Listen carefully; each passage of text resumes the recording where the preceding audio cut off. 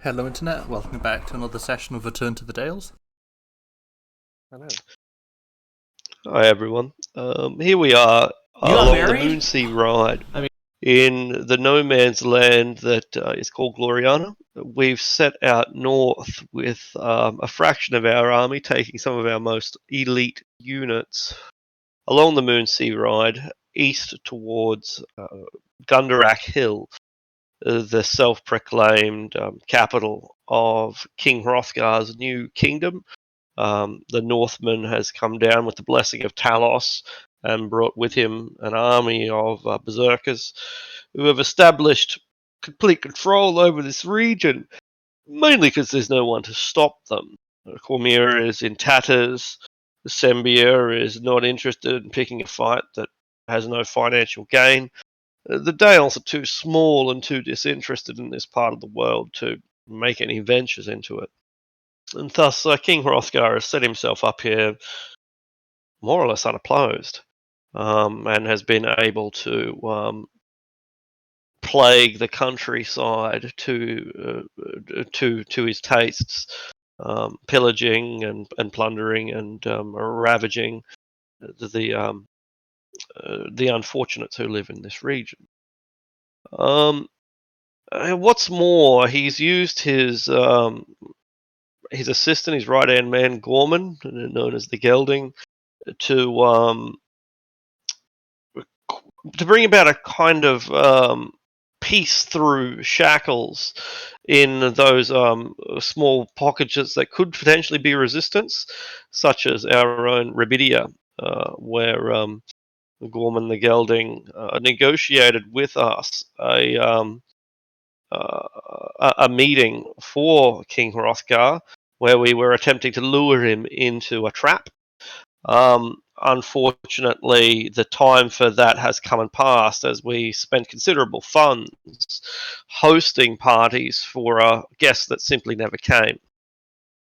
We then scryed upon the Northmen, and we have witnessed them on top of Gundarak Hill, where their forces are quite considerable. There's roughly 1,000 of these Northmen of various ages, maybe 1 in 3 of them being full bearded men who have seen countless years of action, and the remainder of them being perhaps um, outriders who've turned to berserking as part of a career change. Welcome, great to have you along. And Welcome, Locke. yeah, man. But in addition to about 1,000 of these Northmen who are sitting on Gundarak Hill, the core units of King Hrothgar, he also seems to have another few hundred Sembian grenadiers, professional soldiers armed with the latest technology, an explosive grenade that can be used to soften up the enemy before saber charges are followed up. And a number of conscripts as well, mostly Dales folk, but some might consider themselves Cormyrian or even Sembian. And these individuals are either armed with conventional weapons such as axes and bows, more suitable to hunting than to warfare, or a handful of them are armed with simply sticks and rocks. And no doubt this fodder will be used as a screen, or possibly as hostages, or simply whatever other simple objective that the lightest of light units can be trusted to take and hold. We ourselves have gathered up, I think it was at 300 soldiers, most of them men at arms. Is that right? I think so. Yeah. So we're approaching Gloriana with an insignificant force, at least in comparison to theirs. An army, to be sure, and an army that would give Dagger Falls a run for its money. But against a 300 against 1,000, certainly the numbers are against us. But then, worse than that, the Northmen are entrenched. They have the high ground, they have the hill, and with the sheer volume of cavalry that they've got, a cavalry charge down a hill into our units would likely decimate them. They're good soldiers, to be sure, but the terrain favours horses, and Gundarak Hill is known to have horse archers as well, which could prove to be a very difficult unit to counter for our heavy infantry in open plains and rolling hills. But these are, of course, challenges that we've already considered. And this gambit that we're taking is quite risky indeed. For we're hoping that Hrothgar will meet one of us in single combat, and that the battle will be decided through force of arms between two combatants, rather than the armies that might clash otherwise. Okay, so then we are on the road. Any considerations? Any comments? Anything that you want to address? Are we right next to Rabbiton? I think we're not far away from it. Yeah, maybe 10 miles. Maybe it's further than that. But it's about as close to Rabbiton as you're going to get without leaving the road. Any thoughts to taking Rabbiton? Or just showing your intentions through might? That was what I suggested before. Now we have an army.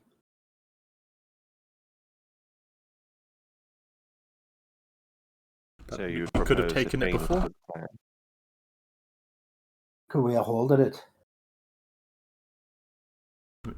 200 troops can't hold it against Hrothgar's thousands. Thousands. We'd be the ones hardened.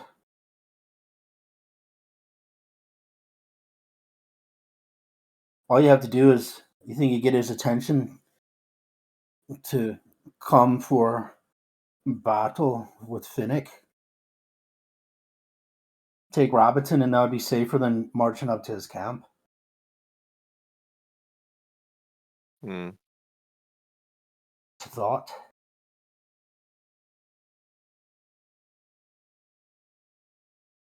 It seems we have two paths before us then. Either we take Rabbiton, dig in there, wait for him to come to us, or we take our men directly to his doorstep. I'd say take Rabbiton and give his challenge. Some word about.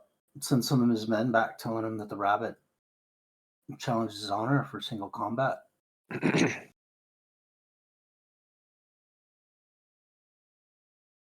One thing I would be concerned about, though, if he is a canny tactician, he may choose to attack Halfhap in our absence and destroy it. Half has most of our army, and they're dug into the dwarves. It's a hard target. They'll be True, losing but they quite lack- a few men to make their army weaker. They lack their commanders currently, though.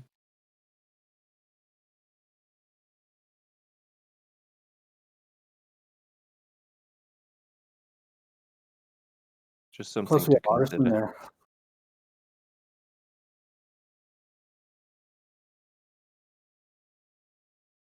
Artisans worth taking down 100 of their foe. Easy.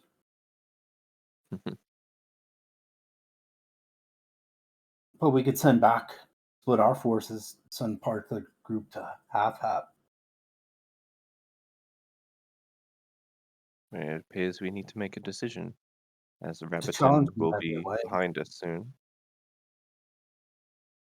Well, Baron Finnick, here they are, your advisors, talking about the fate of your barony. Would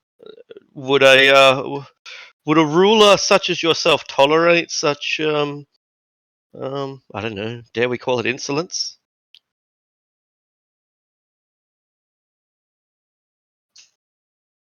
It's just more, would he accept the challenge of an outside threat? Because we take the town, he could just be like, you're not one of me, so I don't have to take your challenge, and then just send his army to kill us. With their horse army, being in the hills in a town would be much safer. True. It would also be more bold and audacious to march straight to his front doorstep. Like, ultimately, he's also the one with the control here. So we have to play to his tune. We have to play no tune. Well, because if you go into the mountains, he'll just say we're hiding like cowards, afraid to come and challenge him personally. Well, then tell him where. At least he'll respond to us and tell us where to meet. Yeah, come to my camp and meet me personally, where I'll fight you, is what he would say. Well, then we'd be able to make some propaganda about that and make sure the world knows. And then we show up. If What would the world know? Is the world would know, yes, he accepts our challenge, but we're not going to him. The world would know that if we met up there and he didn't come, he'd be a coward. And if he decided to send 1,000 men towards us, or we just go back to half and we wait for our army to show. And we hit him with 20,000. How long And will we that send take? out the bards. And the bards could be telling stories of your. But that army is for a purpose. We don't have the money for this. I don't think we'll have the money for both this and like Tediamar. The army is for whatever we say it's for. There's no glory in saving Tediamar if the dwarves of Half are going to be killed by some crazy barbarian. Yeah, but I don't think some crazy barbarian can breach Tediamar. Your kin aren't in Half, are they? Mine are. They're not. Not all the dwarves are going to Tediamar. Can't have peace for the dwarves if Half is under the sword of a barbarian.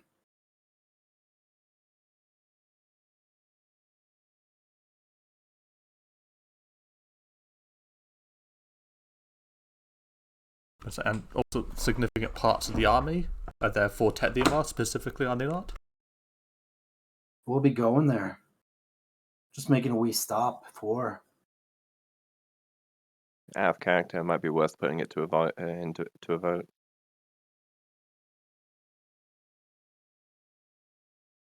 What is it? Because the engineers, like, they refuse to fight humans.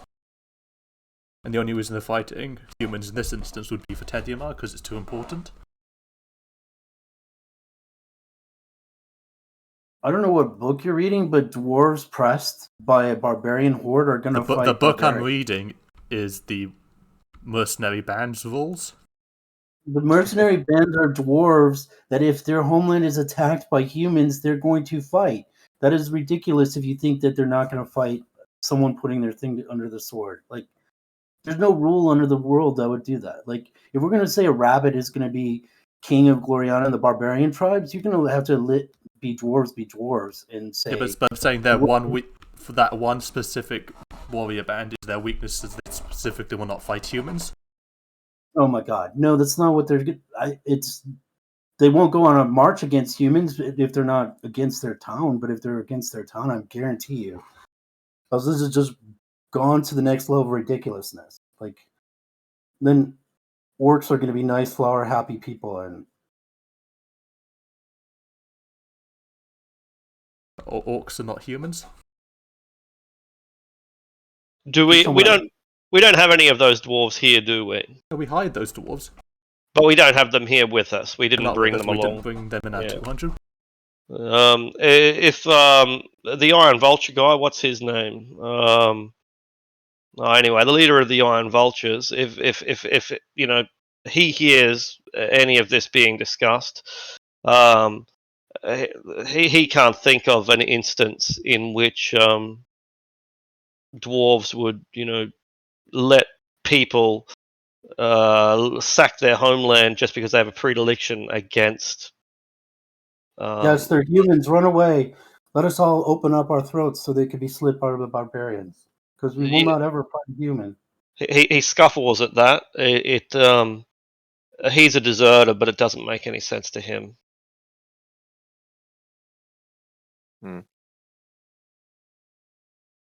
Well, as I mentioned, it seems we have two ways forward, so we're gonna have to decide. I think we can do this Yeah. without the army.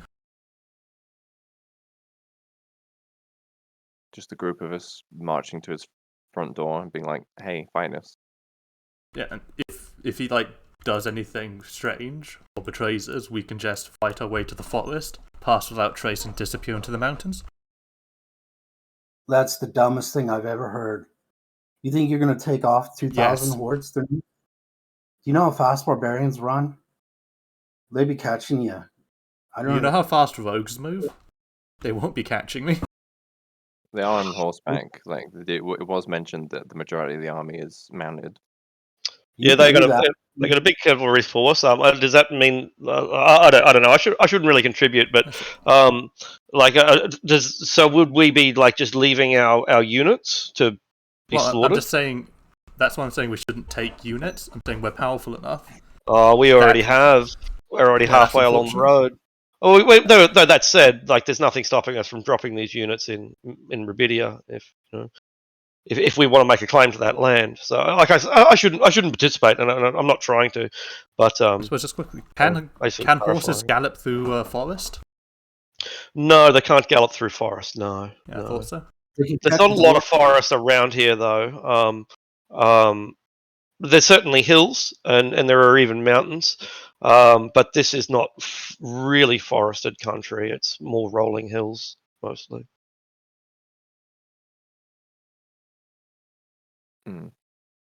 I said we go to Robertson, and if you want to do it by yourself, I'm not outrunning any horses. I'll stay and die with the troops, or I'll take them back myself and wait for the barbarians to come. I'll go down with my kin. So we either take Rabbiton, make that our declaration, wait for him to inevitably respond, or two, go to his front door. Which one is it going to be?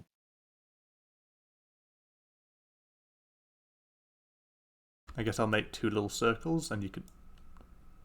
I'll put myself in. Just go to his camp, and the other one will be catch like Rabbiton. Big rabbit picture. I suppose the two circles go. There we go.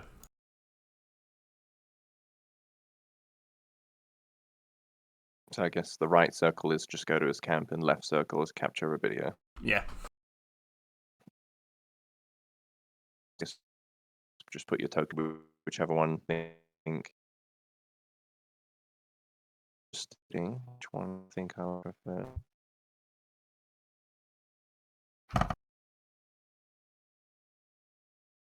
So did Mo get a new token, or is that some other barbarians? No, these are. I just trying to put down where the give a sense of. That's right. Here's Half Hap. Here's Hrothgar. Here's Rabidia. It's giving a sense where everything is. Fair enough. Yeah. All right. Let's see. Capturing Rabidia and having that be our challenge was my original suggestion. But seeing as we already have an army marching to his front door, and that would be a considerably more audacious yet risky play.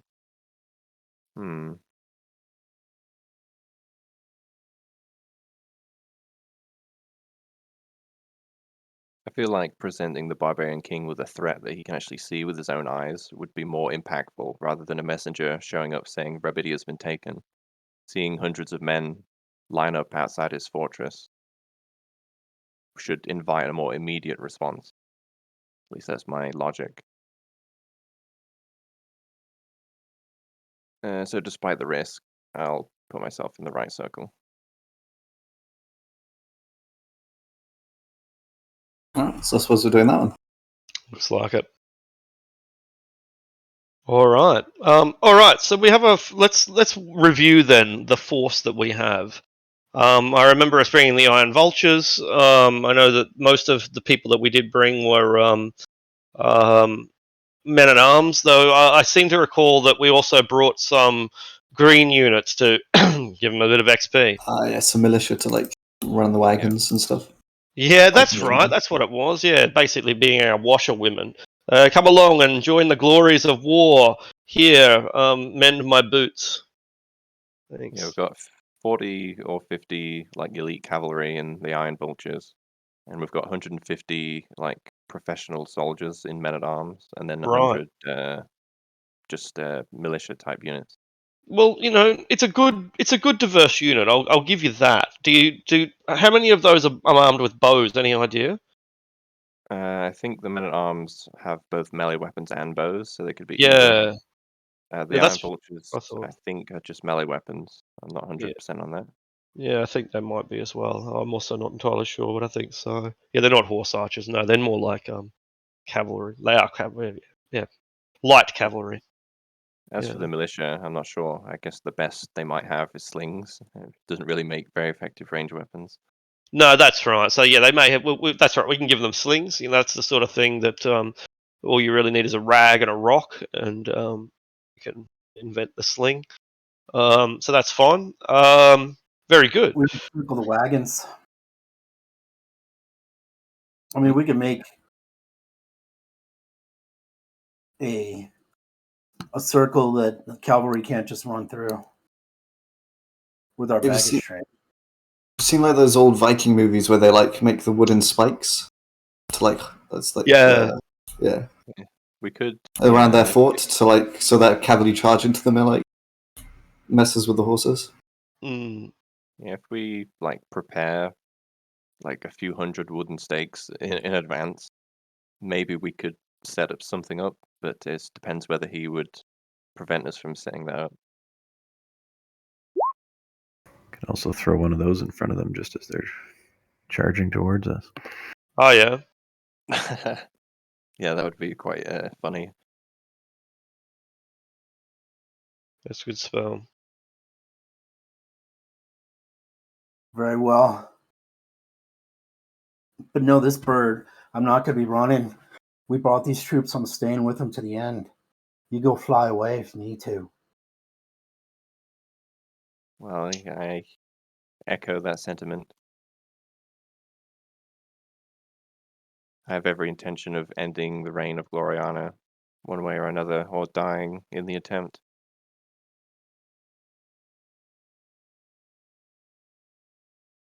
All right. Gundarak is our hill, and we'll die upon it. Yeah. Okay. And yeah, so this is where my notes somewhat end. I've got extensive notes written about them, but as try as I might have been unable to find them. Still, I know what's going on here, and that's what matters. Okay. But before we get to that, let's bring out those infamous random rolls. Here we are, a local road. Yeah, let's. Is this a local road? Red Guess Dragon appears and just decimates their forces. Yeah, that would throw an interesting spanner into the works. All right, Eleanor, roll a d12. D12.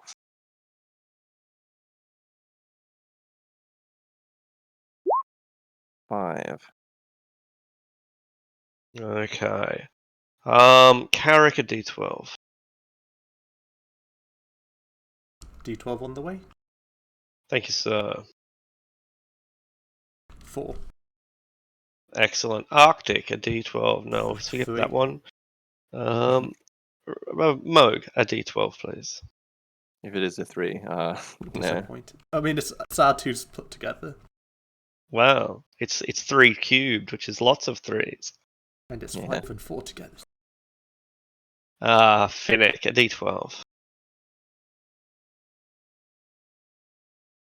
Okay, and Finnick a d100.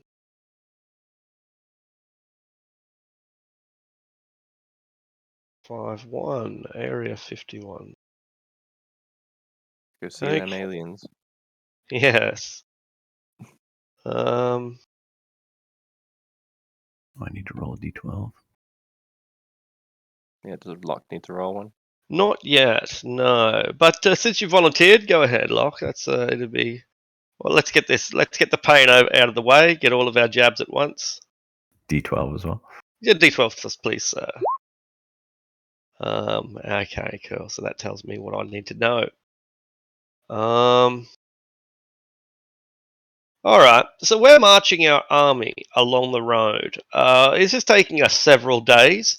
Do we remember how many days it was going to be? Was it going to be 10 or was it less than that?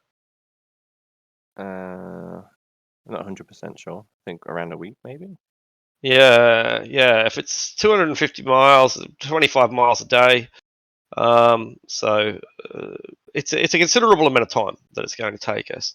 And for the most part, there's nothing to see. The odd wyvern in the sky, a few packs of owlbears in the distance. Anyone who sees us coming gets the hell out of the way. Doesn't matter whether they're merchants, which are very rare. Much more likely they are hunter and gatherers, or scouts, or shepherds, or orcs, goblins, whatever it is. They get out of our way. Nobody is trying to encounter us. And most of these are unnotable anyway. If a herdsman with his 24 goats gets out of the road, then I don't think that it's going to distract us at all. But when a caravan of 3 ox-covered carts and a pair of draft horses pulling a wagon veers off the road, it's clear that these people aren't run-of-the-mill pumpkin farmers. Nobody carries 5 animals worth of pumpkins. The animals are struggling. They're big, strong oxes and massive draft horses. But as they take their goods off road out into the grasslands, into the hills, it's not easy for them. But they're not going to stop them. So it slows them down a little bit. But that's about it. There are a couple of guards, maybe about how many? 3 carts and a wagon. Only about 10 or a dozen. Certainly no more than a score of guards. But guards, the fact that there are guards at all, may give away some ideas as to what manner of vehicle this is. They look like merchants. The last time we saw a couple of huge, heavy carts like that, it was a Zentarum caravan. Do those ones bearing Zentarum insignias, flags? I think so, because they are technically legitimate, like Yeah. legitimate merchants, aren't they? Yeah, well, that's absolutely they are. And I think they were travelling openly, as I recall. These ones also have flags, but they are not Zentarum flags. Like a bull, on a silver background, a black bull with silver background. So can I try to identify the flags? You can, yeah. So I guess history. Yeah. I'd like to try to. There might be heraldry of a house or something. Yeah, absolutely.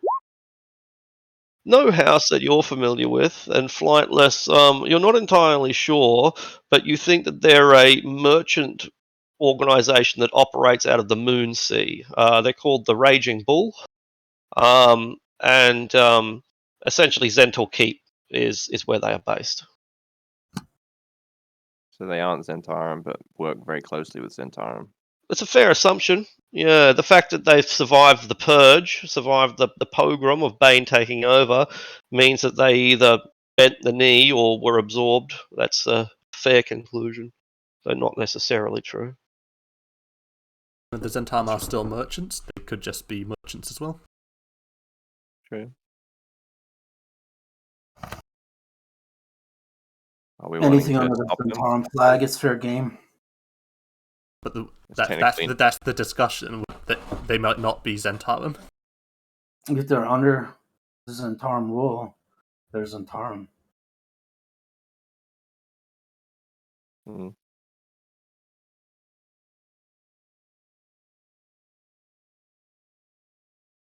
Interesting thought. They're about a mile in the distance. You can see a caravan of that size from a mile when they're the only caravan out there, right? Yeah.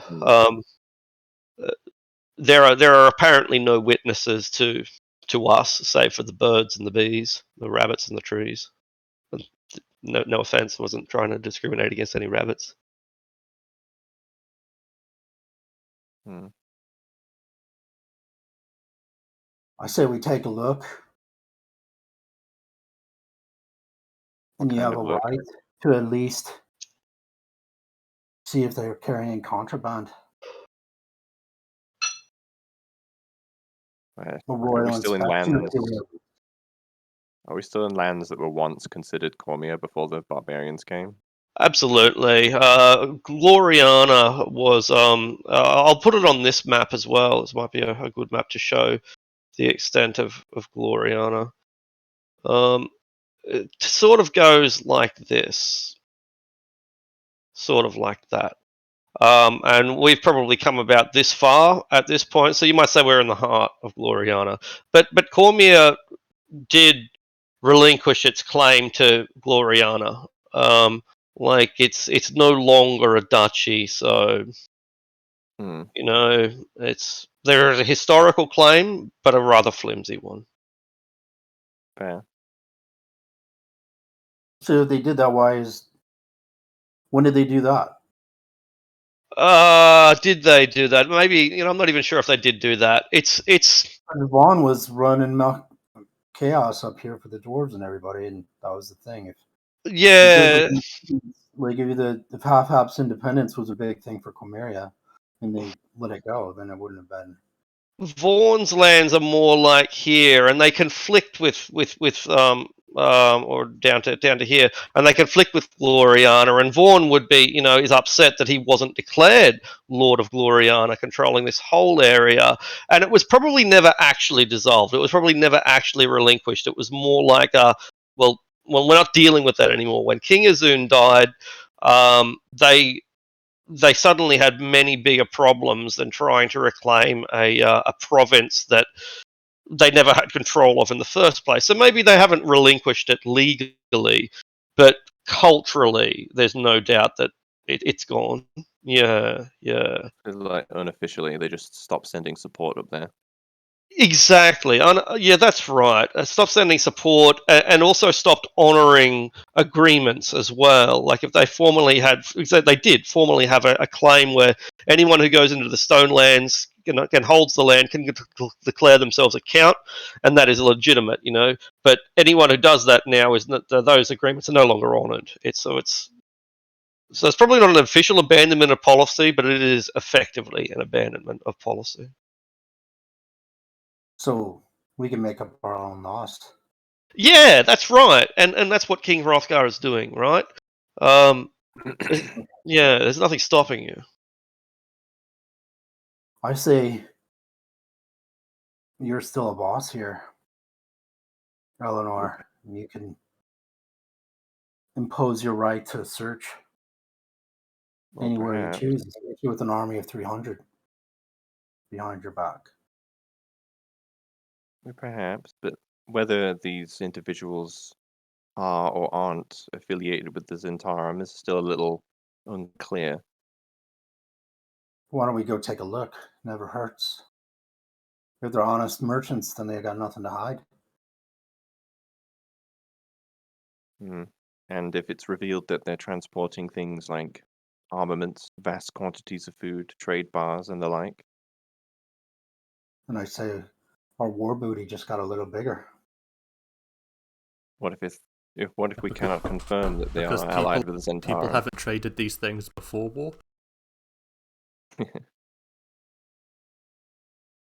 My point being, if we can't verify that they are allied with the Zentarum, I don't think we should take whatever they have. Well, why don't we take a look and we can speculate till the sun comes up and goes down. Why don't you go up and take a look and see what it is? It'll only divert us by an hour or two. They were going off the road, and a mile is not a large amount of ground to cover.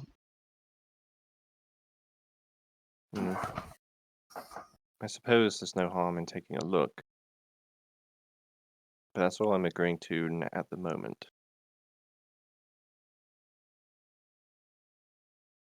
All right.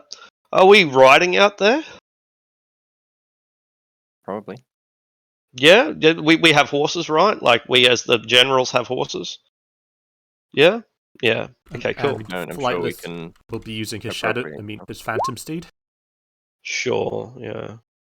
Yeah, that's right. If you don't, we'll assume that you do, but if you don't, then the Iron Vultures will surrender their horses with a great deal of reluctance. We'd have our own.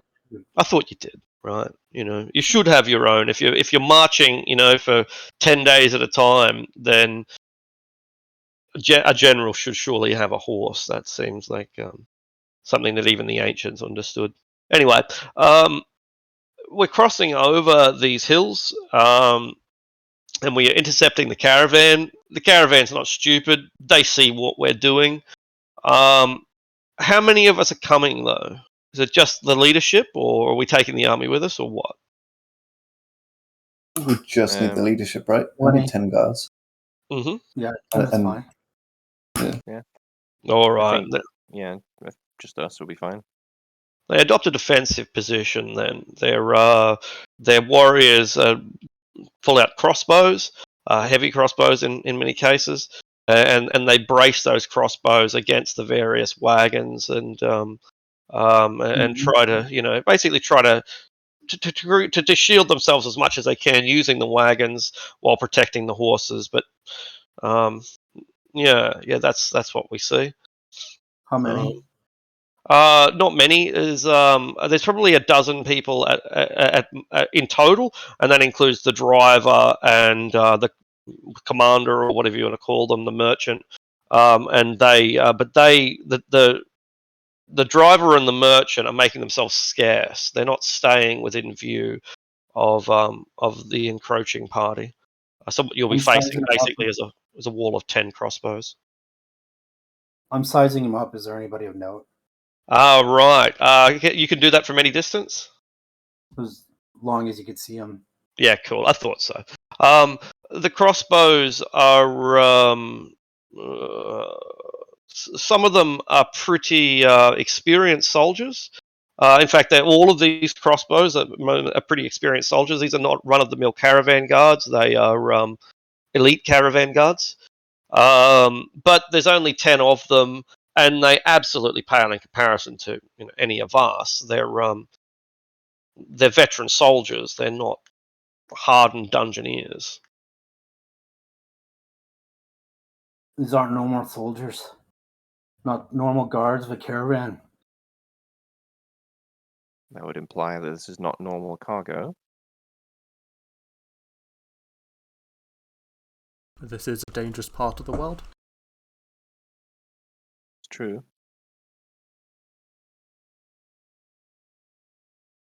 Why don't we get off our horses? Eleanor and you and I'll walk up and have a parley. Yes, The rest will perhaps it stay would back be here and ready.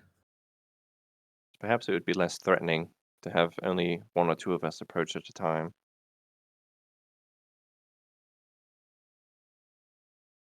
So I'll dismount and I'll walk the rest of the way. Will follows. What is your business? Calls out one of the soldiers. We would know what cargo you're transporting and your destination. Predominantly furs, and we are headed for whatever market we can find in the south. We do not know which markets are open at the moment. It's an awful lot of security for cargo of furs, is it not? There's an awful lot of furs, madame. Expensive furs as well, the best that can be found in the Cormantor forest. You be And I having a suppose there'll be- manifest. We have such. Let's be taking a look at it. One moment, and goes around the back. Comes back not very long later, 3 minutes at most. All right, that should be satisfactory. We shall deliver the manifest to you promptly, unadulterated. Aye, Very well. and you'll be also guiding us around, showing us your wares.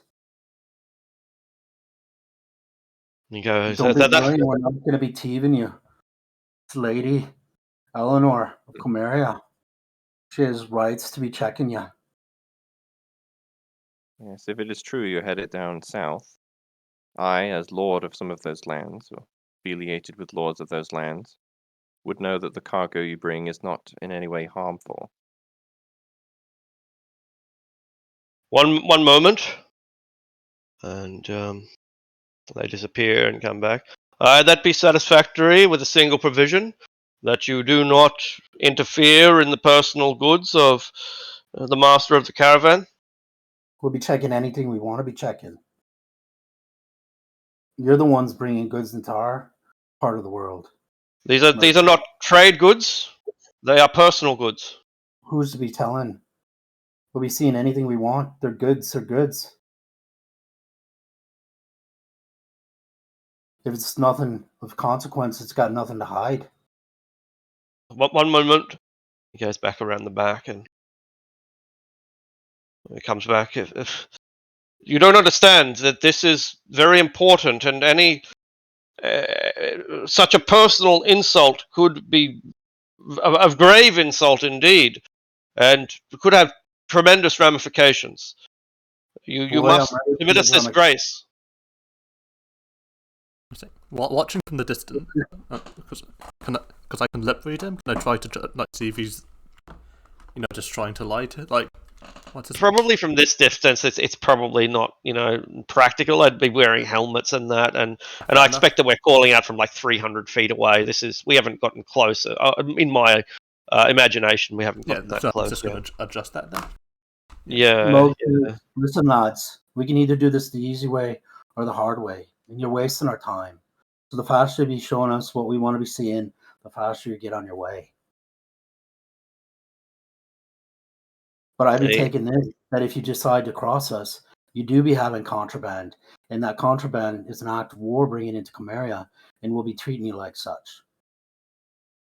And I stand there and I drop my hammer and get my shield ready, and I'll be like, "Are you going to be making room, or are you going to be letting us go?"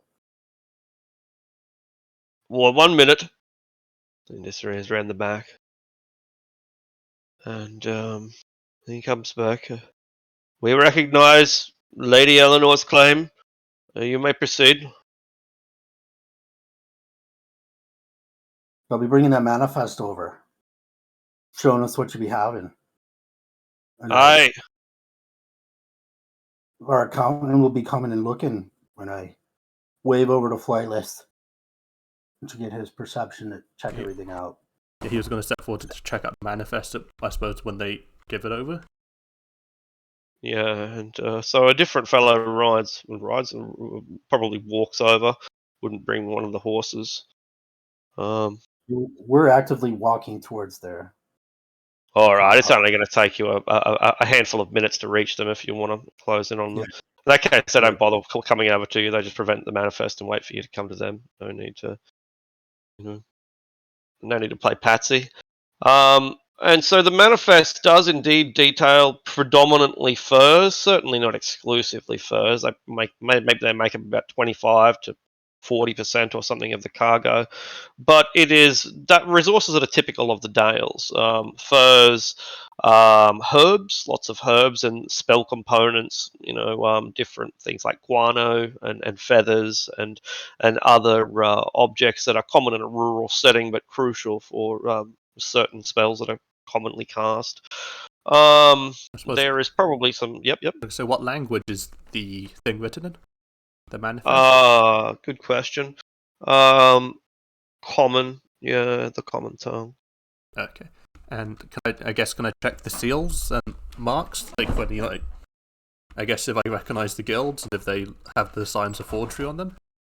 Oh, yeah, sure. Yeah, go ahead and search for something like that. I guess investigation? Yeah, or a forgery kit check or something with intelligence.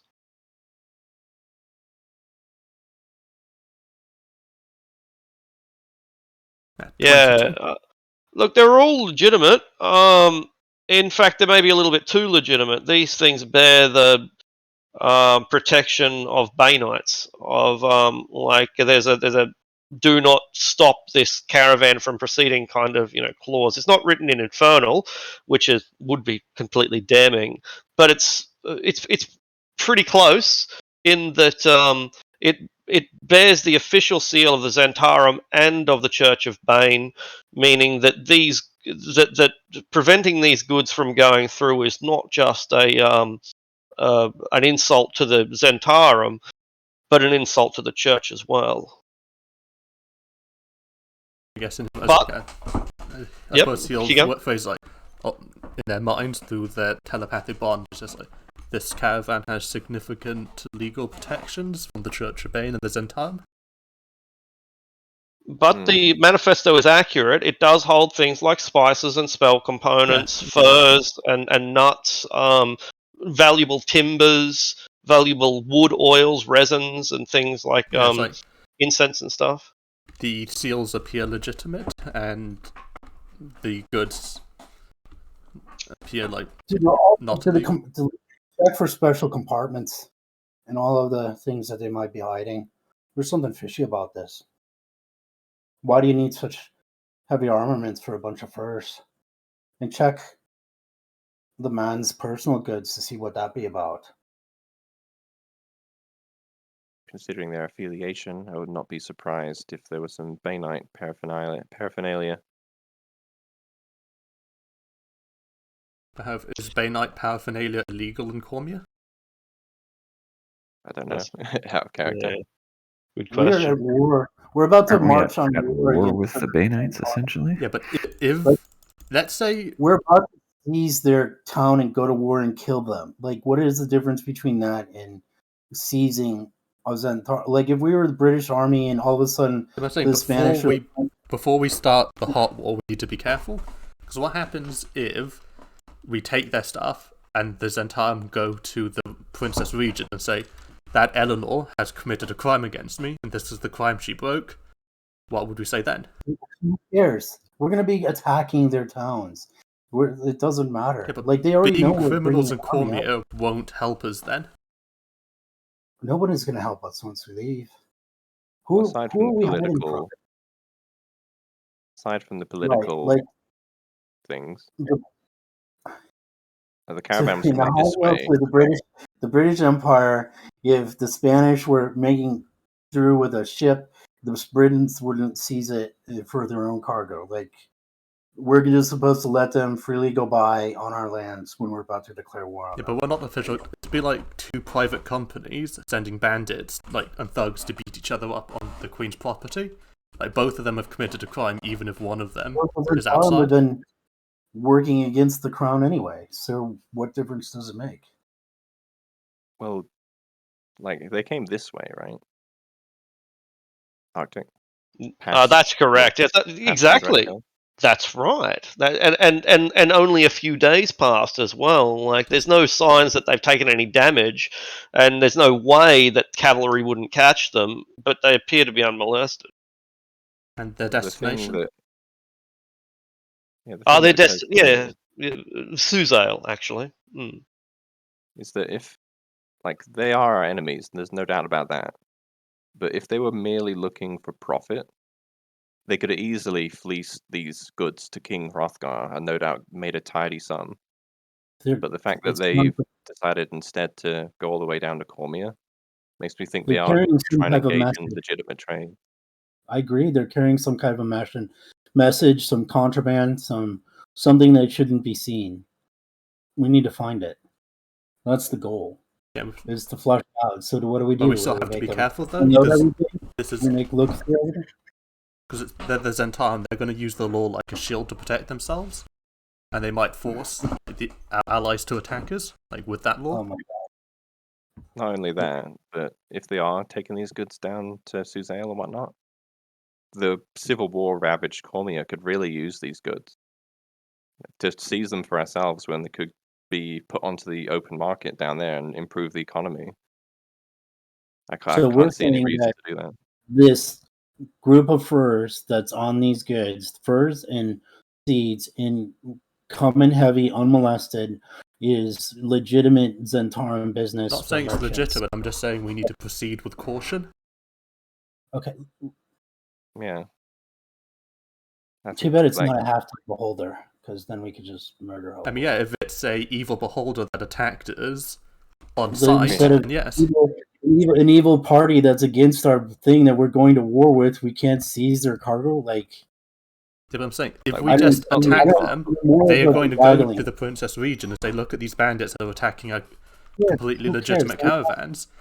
And then So- she'd look at the law and say, we have to follow the law. Because those were not enemy soldiers or combatants. Oh my gosh. Okay. But we can declare war on the Zentarum with an army coming from Chimera, and that's no big deal. And we can. That's outside of Cormia. That's us taking the fight into their lands. But that's where it doesn't matter. Yeah, I Makes can't. sense. Look, I have little concern for Cormyrian politics, but the opportunity to strike a blow against the Church of Bane seems like a good opportunity that we ought not to pass up. Aye. That's what I'd be saying. Well, I'm quite happy to confiscate anything like anything Baneite, but I want to keep this caravan going because I don't want them to, as Flightless says, to show up to the princess and say, "Hey, we were taking this caravan down to Suzail, all these goods that could have really helped out and could have really improved the lot of the people down here, and these heroes." A few first spices gonna improve the lives of so many. Why don't we just take them away from these guys and send them to Suzail ourselves? I don't want the From stuff. what I we've just seen, want the to take it away princess from them. is a truly benevolent ruler. So, yes, I might have misspoken if I said Suzail. Like the manifest says that they're headed to Sembia. Oh, okay. Oh, to Sembia. Yeah. So that was probably my mistake. Yeah. They're going through to Sembia. Yeah, it was Suzail. So Right. Yeah. If they're going to Sembia, they'll just change things a little bit. I mean, I guess it'll displease Sembia instead of Cormia, but they could probably still go to Cormia to take their complaints there as well. I really care not for whatever silly legal claims these Baneites might advance to this person or that person. I agree. I'd burn their whole church to the ground if the opportunity presented itself, so not going to be too concerned with legal niceties. They could be coming after me. They're going to be coming after my head anyway. What do I have to care?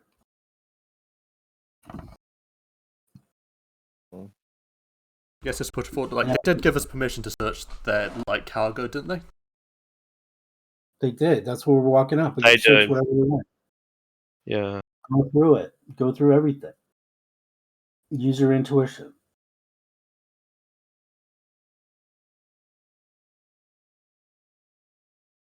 I'm just readjusting a few things at the moment. So I'll get to the details, but I'll talk while I work. The goods here are, as they say, a bunch of furs, but these are beautiful furs. The quality of the furs aren't marked down in the manifest. I don't know if anyone has an eye for such things. I guess it's an investigation check or a history check, since we have no appraise skill anymore. Yeah. Yeah, great. That's great. These are quality furs. The nicest fox pelts, the richest winter wolf pelts or dire wolf pelts, the most expensive resins. These are a lot of goods of extremely high value. And while there's not that many of them, the quality is superb, and the cargo here is worth thousands of gold pieces.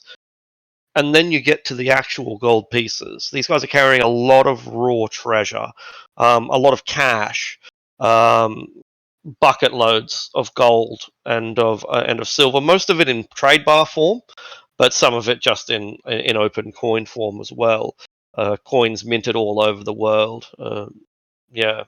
variety of different coins, but most of it is trade bars, Zentarum, Zental Keep trade bars.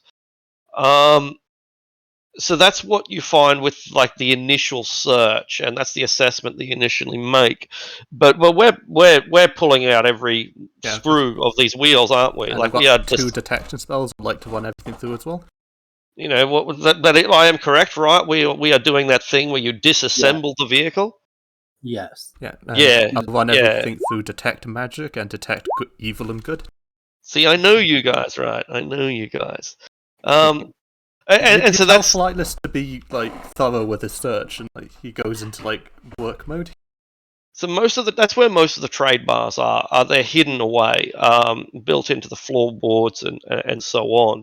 It's a big, heavy armored caravan, and it's a nice caravan too. It's literally armor plated. This caravan, like it's a war wagon in essence, and not a merchant caravan at all. And it's a fucking fortress on wheels. Anyway, an armored vehicle, if you will. Yeah. I think we've encountered a caravan like this before, like with armored, I think we have. armor plating and whatnot. That one had fallen into a river, right? We tried to cross a bridge and it was too heavy. Yeah. Yep. Yeah. And these guys, having the same sort of problem. They're trying to drag this armored wagon laden with gold through the countryside. And these poor horses, man, they're going to kill them. But better than encountering an army of 300 people.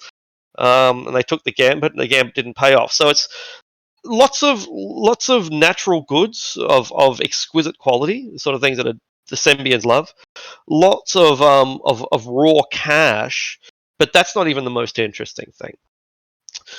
It's the personal belongings, surprise, surprise, that really get you stirred. Because in the personal chests of the highest ranking individual here, who is not the driver is just an assistant, is a Nightbringer and a Black Gauntlet. That's expected. Right. As soon as we heard we had links to the Baneites, I expected to find something like that. Sure. All right. And I'd like to think of being like almost like Flightless, like just looking through like trade bars and then looking at the chest and seeing it glowing magical, like seeing the Nightbringer inside glowing magically. Yeah. Well, the thing that gives me pause. Make a vote. Yeah, the thing that gives me pause, I just mentioned, is that this caravan is headed to Sembia, which, with the amount of like value this caravan has, means it's probably headed straight to the noble estate of some Sembian. And if the caravan doesn't reach its destination, the last thing Cormia needs right now is to have an angry Sembian noble learning that their caravan didn't make it because it was stopped somewhere in Cormia. By a Cormian noble. And I guess on a more Machiavellian scale, if we're going to go up north invading Tediamar soon, we don't want to cause too much trouble here, because that might telegraph our intentions to the Zentile. I say we take a vote. All right, a vote it will be.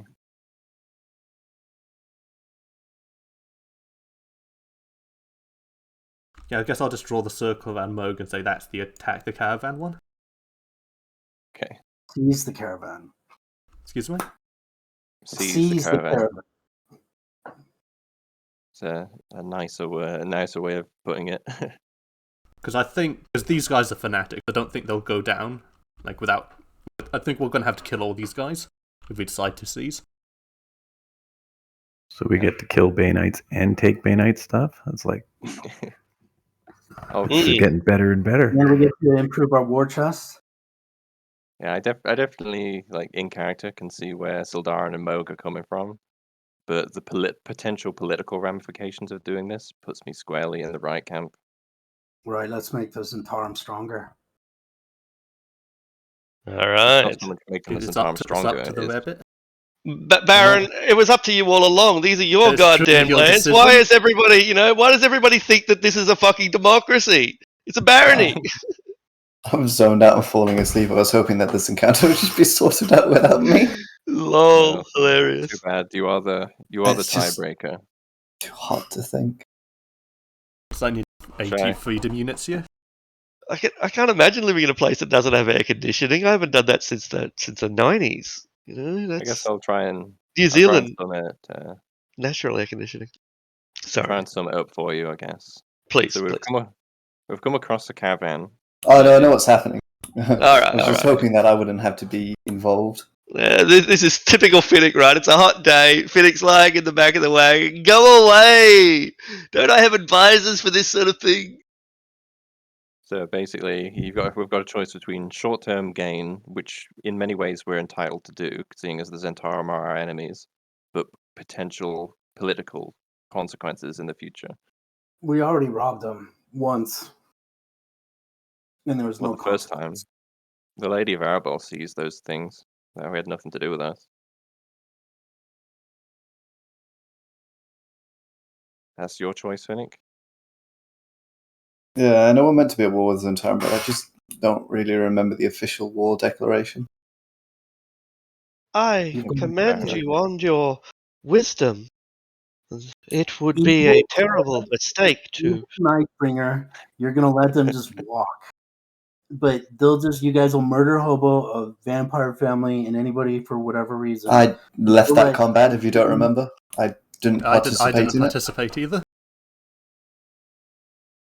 So no, I In a- didn't murder Herbo Raymond Vampire, and I also insulted Lady Eleanor for doing it. So And with the face beholder, childish remarks. with the Legit. beholder, I remember Finnick trying to speak to the beholder before it attacked us. Then I guess you all can walk away, and we'll be taking hand over this. Haha! Wait, who's this Inquisitor? Um, she is the one who thanks you for wisely, not making things worse. There's about a dozen people in this caravan. Most of them are soldiers, experienced soldiers. One of them is a driver. He's a half elf, and he keeps to himself. But the person whose personal belongings you've just opened, the breastplate, the full plate rather, the full plate. The robes, the black gauntlet, the Nightbringer, these are hers. This evil's not coming into my land. I say you take your people and walk away. I'll be seizing this caravan. This is your warning. This could have That is your choice, Moog. significant ramifications, Moog. Trust me, I hate the Bay Knights more than anyone else, perhaps. I've been spoken. Eleanor, my memory is near perfect. This can be taken from my mind by wizards if, our involvement is pulled into it. Yes. Out of character, I'm just my mind is reeling at the possibility of having to defend lawful evil just as on account That's of being sort lawful of the good. thing with the Zentarum, that they're cunning. I don't understand what is happening here. You're bringing evil into our lands, and we've had enough of it.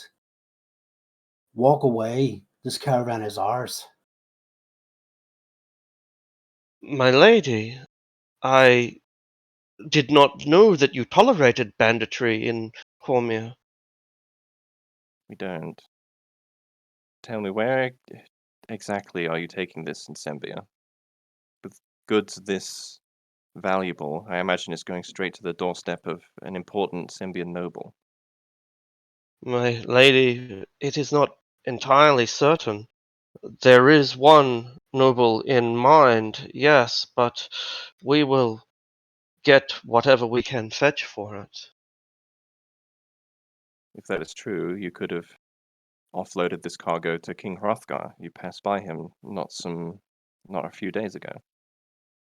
My lady, I am not here to insult your intellect, but the barbarian has not the funds to make a trade, nor any sense of the true value of luxuries. No, I suppose not. I'll just tap my chin as I try to come to terms with this difficult situation. Take your men and any provisions you need and gather up and be going. Is the dwarf alone in this stance of robbery and plunder? Yeah, I guess not. I mean, points at Moog. I sort of, I guess, nods. If I stand against evil, I'd be standing against you alone. I'd be damned. I don't care. You heard my words. We shall take our caravan and turn around, if that is the demand. You'll not be taking the war chest to the evil ones. You brought it into our lands. It'd be ours. It's confiscated. Does the dwarf stand alone in attempting to rob us? I'm afraid he does. I say quite sadly. Trust me, there's nothing more I'd like to do than seize this cargo myself and slay you where you stand. But as it stands, I have not the cause to do it. You would slay me? Indeed. Your affiliation with the Church of Bane is abhorrent. The only thing Well, staying my hand is the political ramifications of doing so. I see. Well, I'm sure you must feel similarly towards myself. On the contrary, it seems that the attitudes of Cormier are more aggressive than I had expected. Not of Cormier. I have had particularly unpleasant experiences, shall we say, with your clergy in the past. Who are you? I am Enough Lady talking, Eleanor. man. I am Lady? Lady Eleanor Veyren. And this is your pet Kenku? I would not refer to him as a pet. No, a trusted companion. Where is your war machine? Are you not famed for your love of a war machine? You're referring to the humanoid, half organic construct? Ha, you are in love with him. I am not in love with him. He has other business elsewhere, so he could not accompany us. I admit, I did not know who you were. And this changes things, does it? I have documentation not meant for you, but meant for the one you serve. You are a representative of Daggerdale? In part, perhaps. Ah, well, we are far from Daggerdale, but I have authority to give you something.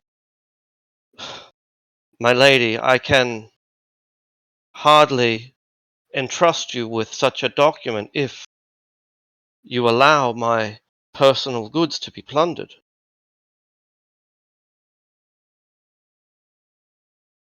It's a heavy sigh. We'll be taking the document with or without your leave.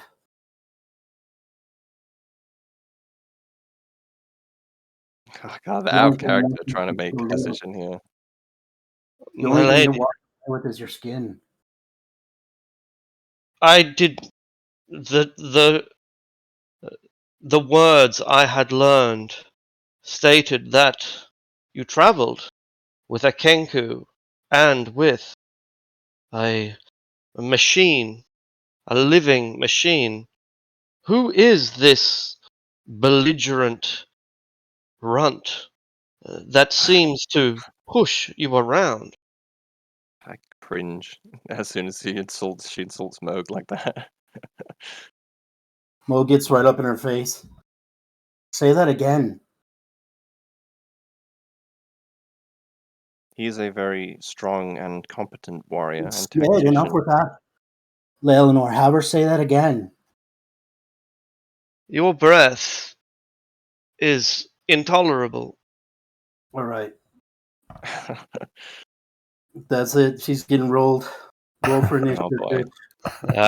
She is unarmored because she took off her armor in the process of trying to hide her identity. All right. Oh Well, boy.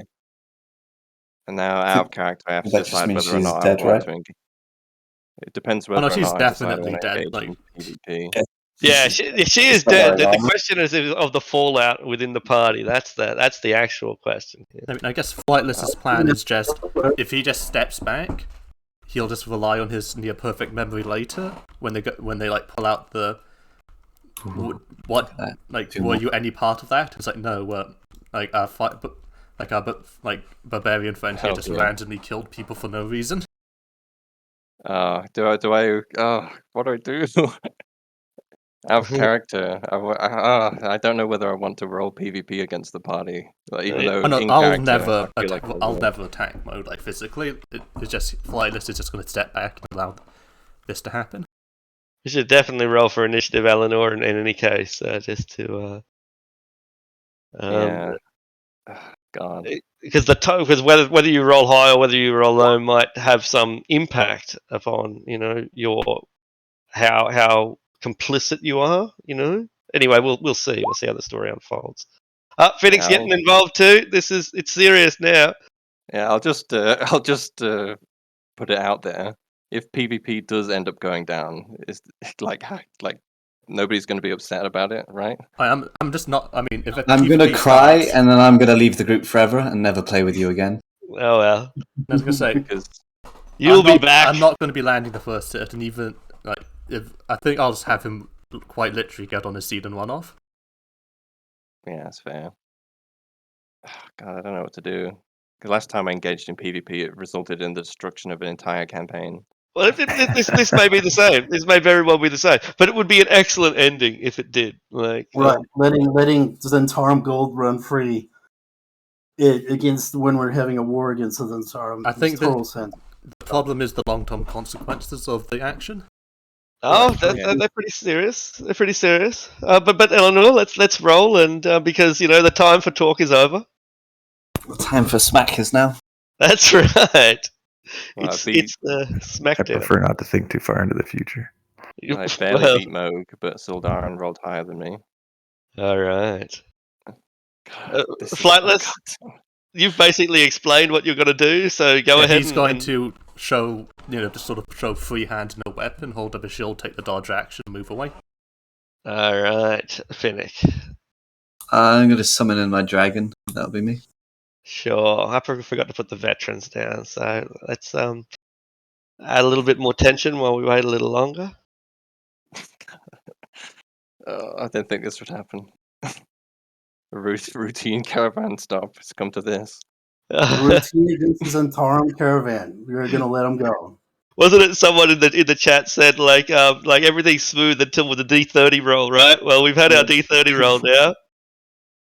Yeah, in character, like I can't if Sembia gets pissed off because of this, it could another boob It's kick not you. going to anybody. She said it wasn't going to anybody particular. No one's gonna care. It's not a Symbian caravan. I think she's lied. One, she might have lied. All right.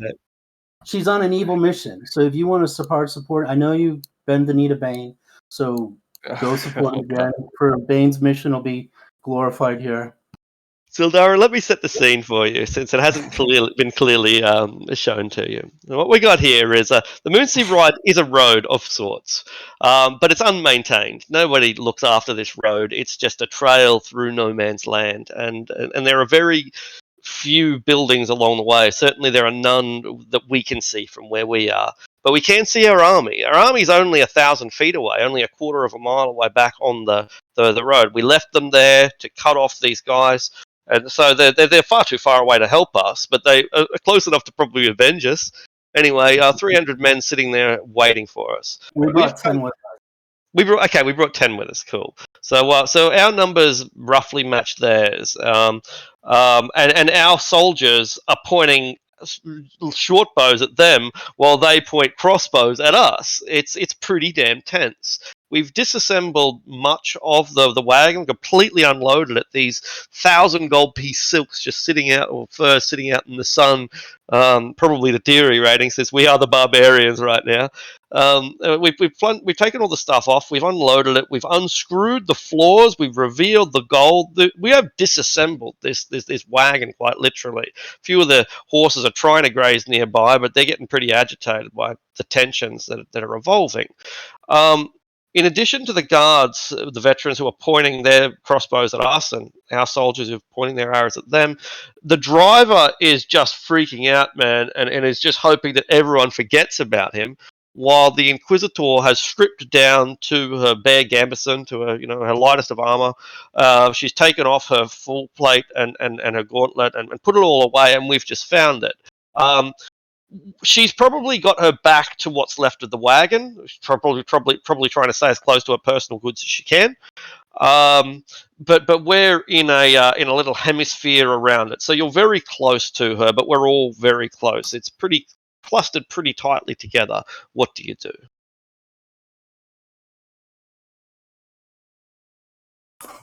I'm waiting for the lightning hit that kills them all in one hit. Just destructive just- waves and targets everyone but himself and Moog. Maximize destructive wave. That's what I was waiting for. Is he going to kill them all? No, not yet. It would be quite humorous. Be a huge debate. You just do one spell and they'll be like, "Oh, debate was nothing. They're all fucking dead." That's D&D, right? Yeah. It's also diplomacy, to be honest. That's real life diplomacy. It can go on for years and then you drop the bomb. Well, that kind of changes things. We will start with this, I guess. I'll cast it at 5th level. All right. Oh boy. All right, Lady Eleanor, that doesn't make things any easier because all that he did was to do something defensive and preventative. It's not an aggressive action. Well, True. I guess draw my sword, but not yet swing it. I'll leave Moog to avenge his own honor. The moral weight remains on your shoulders, Lady Eleanor. Is there room for me to stand between Moog and the Inquisitor? There is. But, no, because didn't Moog get right up into her face? No, there's not. Yeah. He's like licking her eyeballs. Right? So no. He is eye to tit right now. Right, then I guess I'll approach and say, this is the last thing that Cormier needs right now. I understand you're trying to do good. And I will, I guess, try to shove him back 5 feet. Which I think is an opposed athletics check. Yeah, that would be the case. And I guess technically you could try twice because I think it replaces an attack. Yeah, I think you're right. I think he is right. Is that right? It doesn't work for monsters who have multi-attack, but it does work for player characters, I think. You can't do 2 attempts to escape, but you can do 2 attempts to instigate. It's a bit of a nuance of the rules. Whether they intended it or not, who knows, but that's the way it works. Using the attack action, you can make a special melee attack to shove a creature, either to knock it prone or push it away from you. There you go. Yeah. So because you get multiple attack actions, it does for monsters, but not for you. Yeah, so it's just opposed athletics. Weird. It is weird. I thought it replaces both your attacks if you try and shove. But it doesn't, because it doesn't replace your action. It replaces your attack. Right? There's the key difference. Because, in that logic, you could shove someone prone and then hit them twice while they're down if you're a fighter. Ooh, I think you might be right. Actually, You can do that. That's actually a pretty good idea. But they amended Shield Master specifically so you couldn't do that. They only let you shove at the end of your attacks specifically, so you can't shove someone prone. Shield Master is specific though, isn't it? This is a general rule. So like I said, I don't know if they ever intended this to be the case, but that is the way it works. All right, well, fair enough. If that's how it works, that's how it works. Go ahead. We go then. Yeah. I think at least I'm pretty sure. But the character just give the rule just then. It sounded accurate. Moog, 26. She shoves you with all her supernatural might, and you are so unprepared. Maybe the Inquisitor trips you up in the process. Whatever the case, you collapse on the ground in a humiliating fat pile. Oh God, this is not going to end well.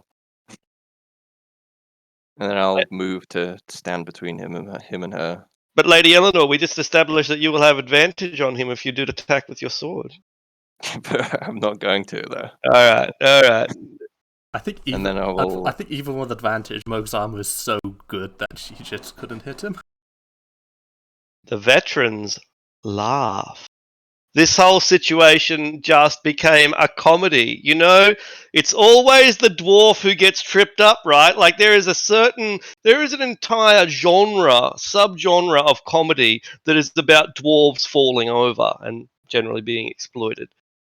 Ha ha ha. Cue the clown music. That's right. I had a bonus action too. Very good. Very good. And your bonus action? I was going to bonus action to cast Sanctuary on the Inquisitor.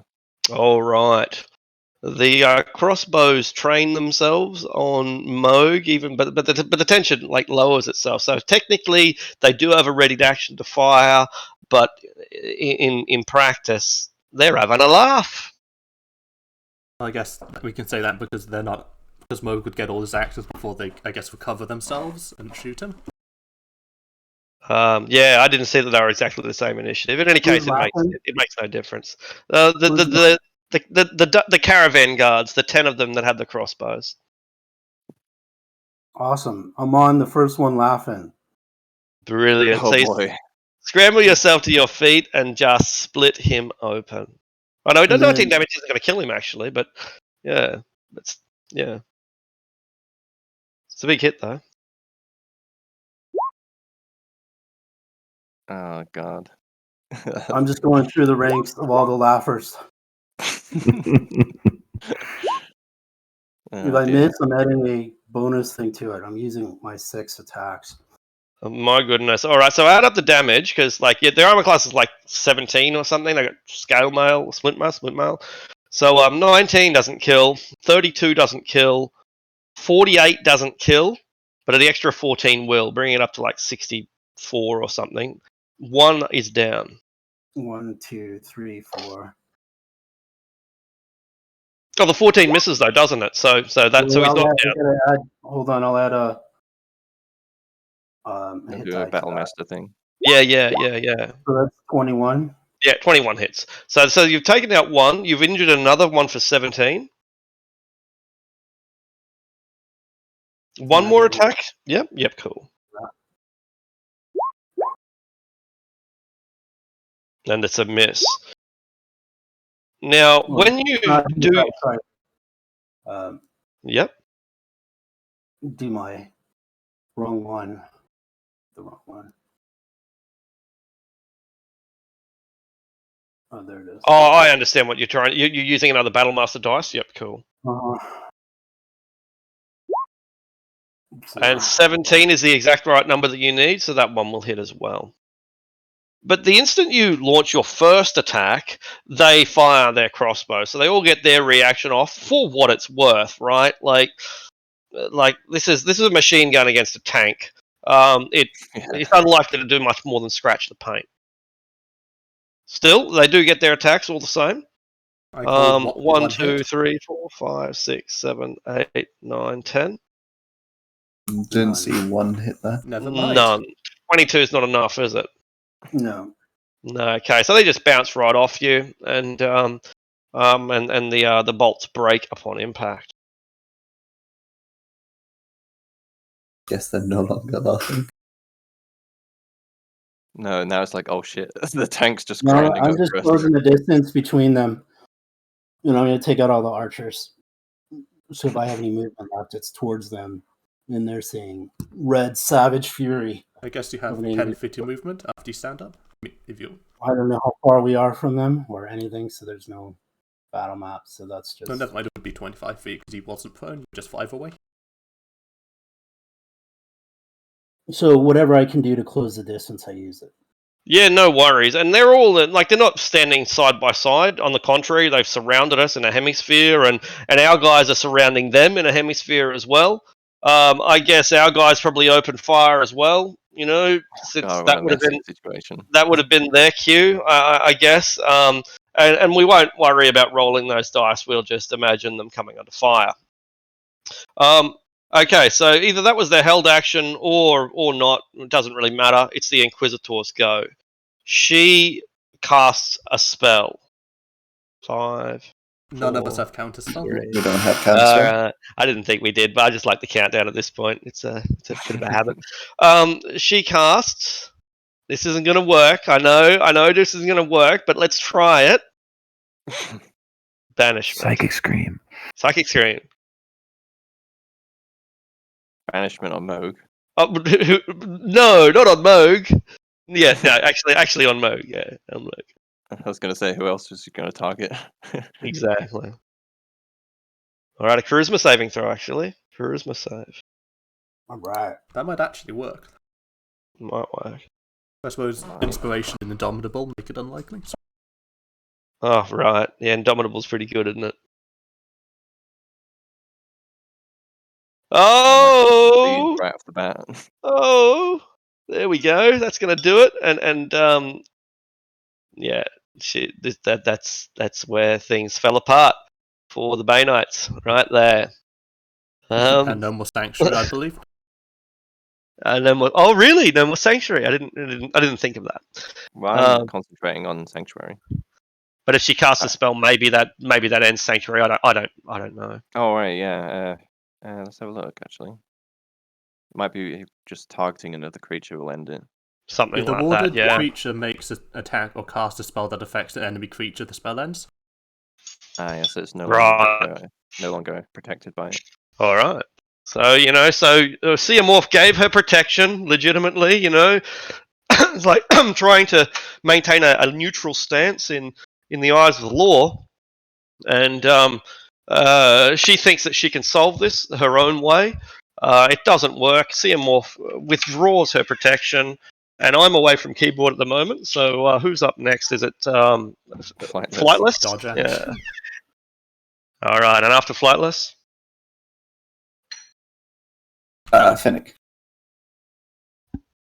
I'm gonna bonus action cast Lightning Arrow, and that'll be my turn. All right, after Finnick. Sildarin, right? Sildarin. Yeah.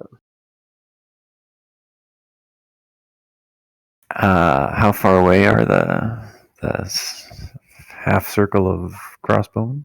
Oh, not very far. Each of them would be at most 30 feet away, probably about 25 feet away, and they're probably about 10 feet apart from each other. I'm not sure if that math checks out, but yeah.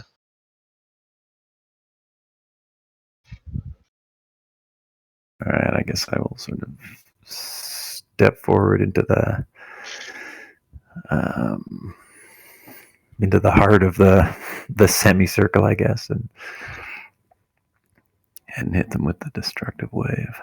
All right. And I'll use the whatchamacallit, Channel Divinity to top out the thunder piece of it.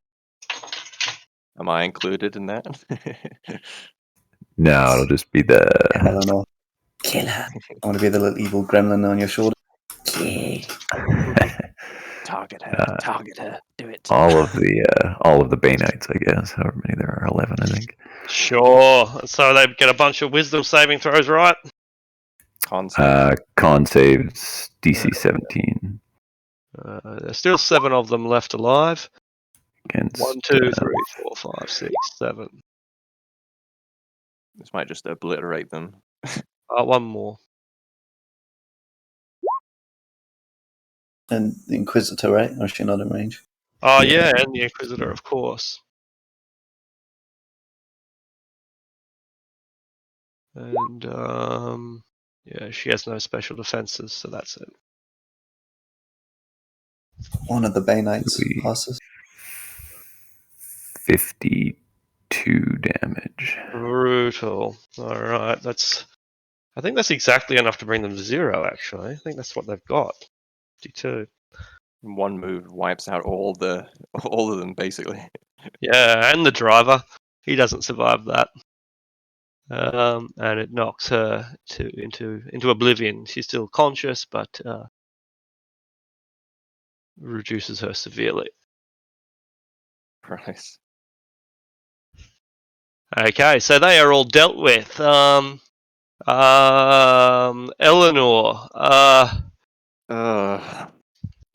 What do I do? what do you do?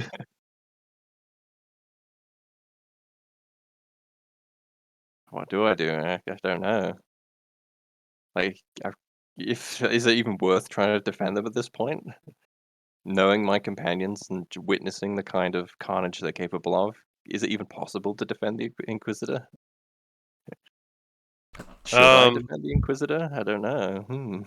Yeah, all valid questions. All valid questions.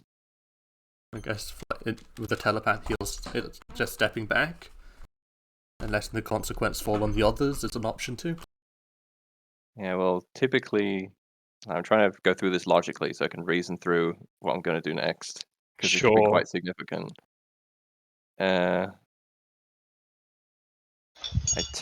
In situations like this, I tend to lean towards law rather than good. Lawful good characters often struggle with the two when there's a dilemma. And for Eleanor, I say when these dilemmas happen, it leans more towards law rather than good. Like with a vampire, like undead must die. What's the law? Yeah. And so, considering that, while the Inquisitor's still left alive, I still have somebody left to defend. So, God. Bonus action, another Sanctuary on the Inquisitor. All right. Who's closest to the Inquisitor, Sildar or Moog? They're both pretty close, both about 10 feet away, and Moog's about to close back in on it because there's no more opponents to stop. Right. Oh, no, that's not right. They have 58 hit points, so they're all reduced to 6, so they're all still alive, which makes it worse, I suppose. Yeah, I guess it does. Yeah. Moog had dropped one, hit one a couple times, so presumably that one's out. Oh, yeah, so that one's good point. Yeah, so that one's dead. And the remaining 8 are, I don't know if do they get knocked prone by that spell as well, or is it just destroyed? I think if they fail, they get knocked prone, right? I think so. Let's imagine that they do in this instance, definitely. Yeah, cool. Ah, so yeah, there knocked it is. prone. They succeed, they Bam. don't get knocked prone. So the It's one like being- that's passed is still standing, but the others are all sprawled out on the ground. Right, one passed. Yeah, right. I forgot about that. God.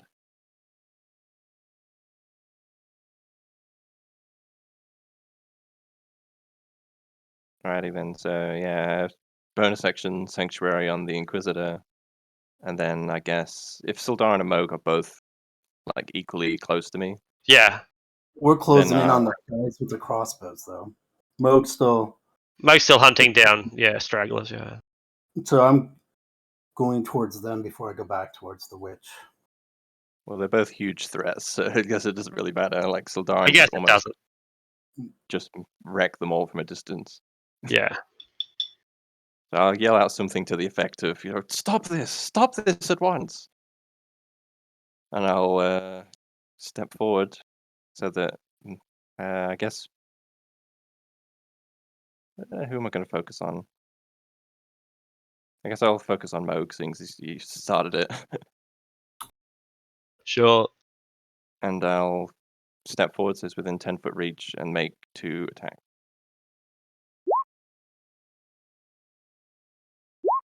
That's not going to hit, and that's not going to hit. So just ding, ding off the armor, and then I'll step back within 5 feet of the Inquisitor. Like all us marshals have got like 25 AC, so our attacks are going to be quite ineffective against each other. All right. Do a thing. So who did you attack? Moog, That's but what I I guess thought. just dinged ineffectually off his armor. You have been struck in the back. You have literally been backstabbed, Moog. Moog says, "You better be praying to Bane." I guess he's not listening, and he keeps going after the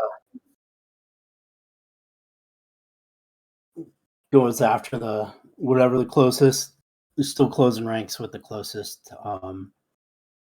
crossbowman. And the crossbowman removes his helmet as he tries to deal with the shell shock, tries to remember where he is, what his name is, what he's like, he can't remember a thing.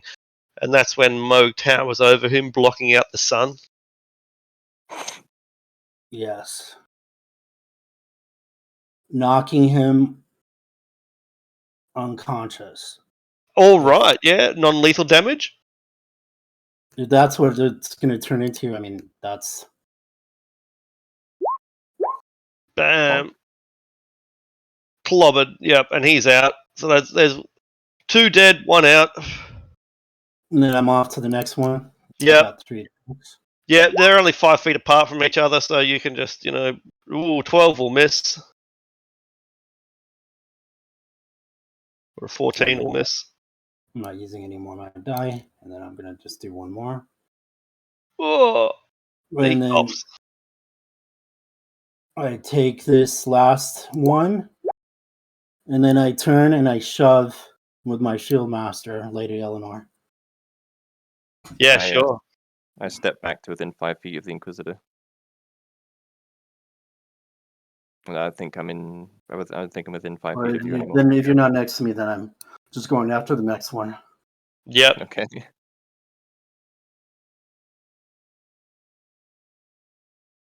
All right.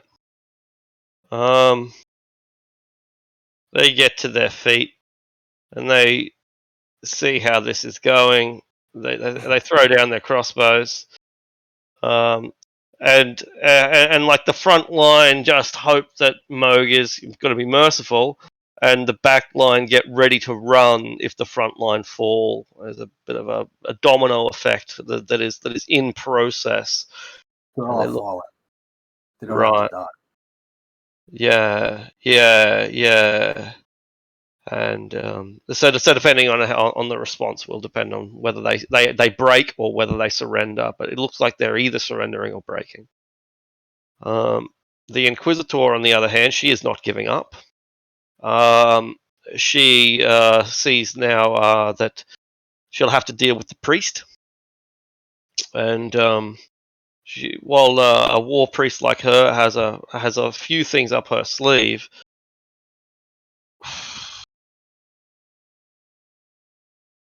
Banishment is still one of the better options. So, Sildarin, you're the one targeted this time. Charisma, right? It is a charisma check, yeah. She has other options, but wisdom checks aren't going to work on a fellow priest. She can metagame that, I reckon. Yeah, Too bad his charisma save is nutty as well. unfortunately. Power of handsome. All right. Bane, why have you forsaken me? She doesn't understand why he has no power here. Flightless, you dodging? Yeah, he dodging. All right. Finnick, Just eating the popcorn. right? Gonna wait to see. Yeah. Just waiting. Yeah, absolutely. This will all come to an end sooner or later. Sildarin. She couldn't. She has no power here. False god. Uh,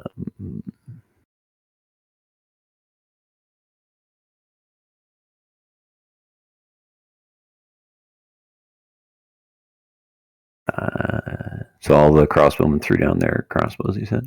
Yeah, that's right. Yeah, and are either surrendering or breaking, depending on what you do. Alright, I See, guess they're I'll ready to run. bark at them that they run if they value their lives. They do. That's the. Yep, they run. Done. Running north, away from the gold, away from the furs. And I'll turn towards the Inquisitor. I'm Spare a standing next glance to her for with a... Lady Eleanor. Yeah, I have my halberd raised defensively. We could have been allies. We could have prevented chaos in the Dales. She said that to me. To you specifically, but to everyone generally. I'll never be an ally of your kind. As I'll advance towards her. If you enter 10 feet of my reach, which I think you would need to, I'll take a reaction attack against you. Do what you gotta do. That's what I'll do. For a 30, which I think will hit. Yeah, that'll certainly hit. For 16 damage.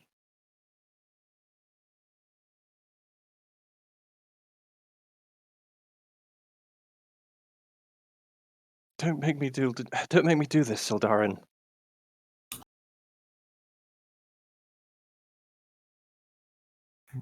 You've made your bed. Yeah, I guess I have. And then I'll just walk past Eleanor essentially and attack the Bainite priest. Excellent. So she's blade. probably like still interfering in the moment, and you're struggling against, and it's like trying to break a dogfight up. Would it be like a save first? Oh, did she break the fucking thing again? Yeah, she broke it again. It was just, Useless Bainite. But charisma saves. Be attacked. Everyone fails charisma saves, right? Might have had a fair chance of working against Moog, but Ooh, I guess Probably not gonna hit her. Alright, and but she's unarmored, remember? So she got her gambeson on, which is basically leather armor. Her dexterity is 0, so her armor class is 12. Oh, that's wow. fortunate. Yeah, she was just not prepared for this. She really should not have taken her armor off. Without my armor on, my armor class is 10, so... No, I'm not saying that it's a bad thing that she needs armor. I'm just saying, like, she like risked. She was just like, I'm going to deal with this peacefully. Like Mogut. It'll be 25 damage from the first attack. Brilliant. You cut her open. Yeah. And I guess if she's still standing, I'll use the bonus action to hit her with to cast spiritual weapon. She's going for Nightbringer. Nightbringer! Is that the necrotic mace? That's it. A 28 will certainly hit an unarmored woman. Christ. And then she'll take another 2d8 on top of that. Really? Severe. From the spirit shroud thing. Right. So another 22 from that. Alright. Yeah, this party, when they get serious, the burst damage is crazy. She's breaking, but she's not broken. Eleanor, the world you have built is crumbling. So it would seem. Oh, God. Alright. Ah, God. No point casting Sanctuary on her again, because she's just going to attack on her turn. that's proven at this point. I will cast... Oh, God.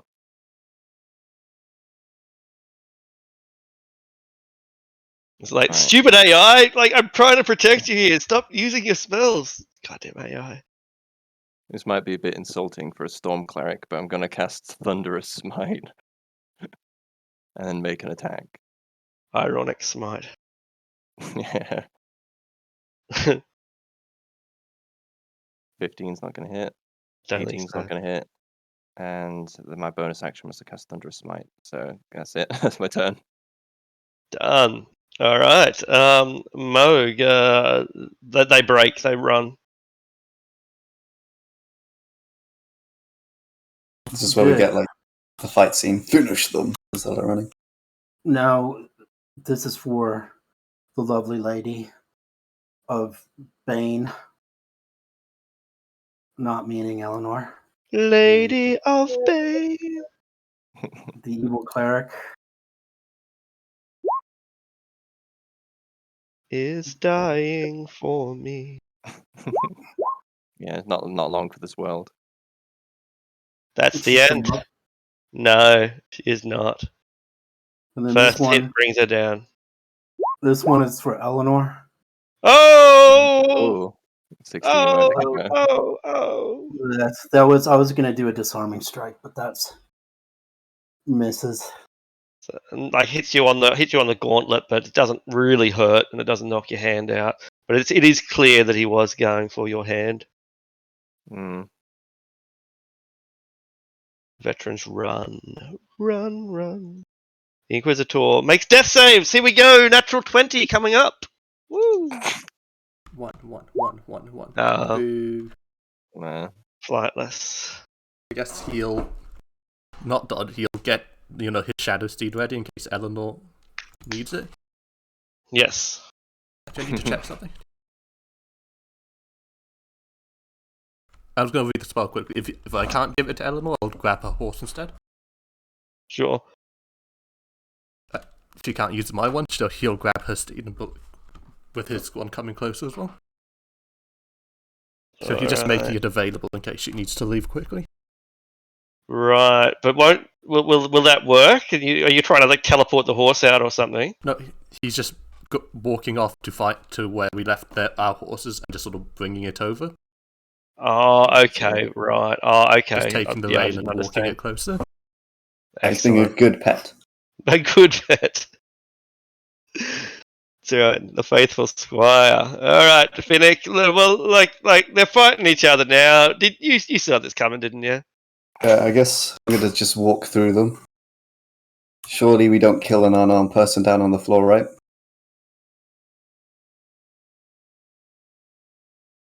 Are you saying that out loud or in character? Out Out. loud as I walk past them. My attack of opportunity as I walk up to her. Just wondering. Are you unarmed? I'll be carrying a lightning arrow. Well, you haven't participated in the combat so far, so I don't recognize you as a hostile yet. And I guess I'll reach down and cast Cure Wounds on her. All right, and you bring her back to consciousness on 4 hit points.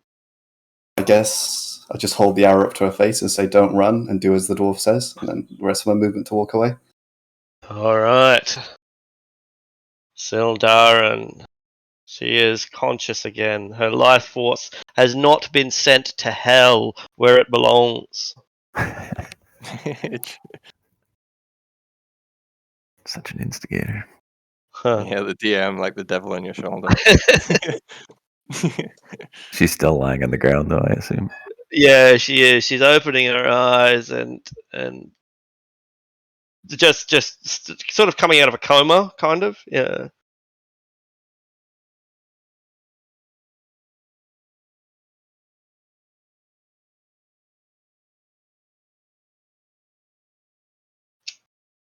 I guess I'll point my sword down at her and tell her not to get off the ground. Then I'll turn to face Eleanor.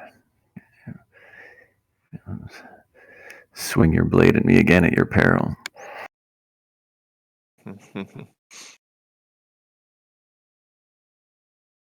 I guess I'll ready an action in case she attacks me again.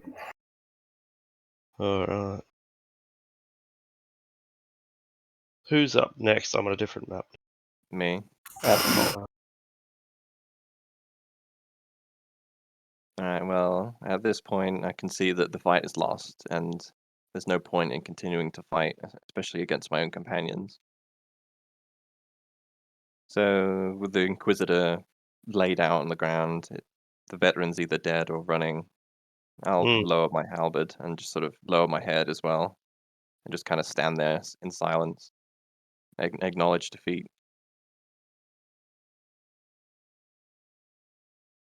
All right. Your army captures most of the stragglers. We'll decide what to do with them later. Moog laughs. A laugh of a hard bellow.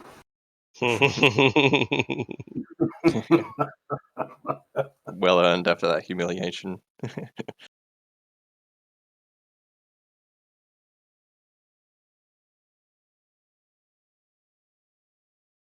I'm just standing there in silence. Walks up to the princess, or like not the princess, but the Yeah, Inquisitor. woman. I told you. Be getting your stuff and be gone with you.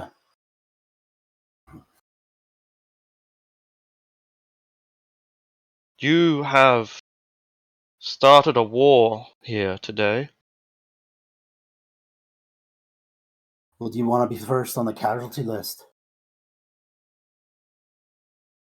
Innocence is the first casualty of war.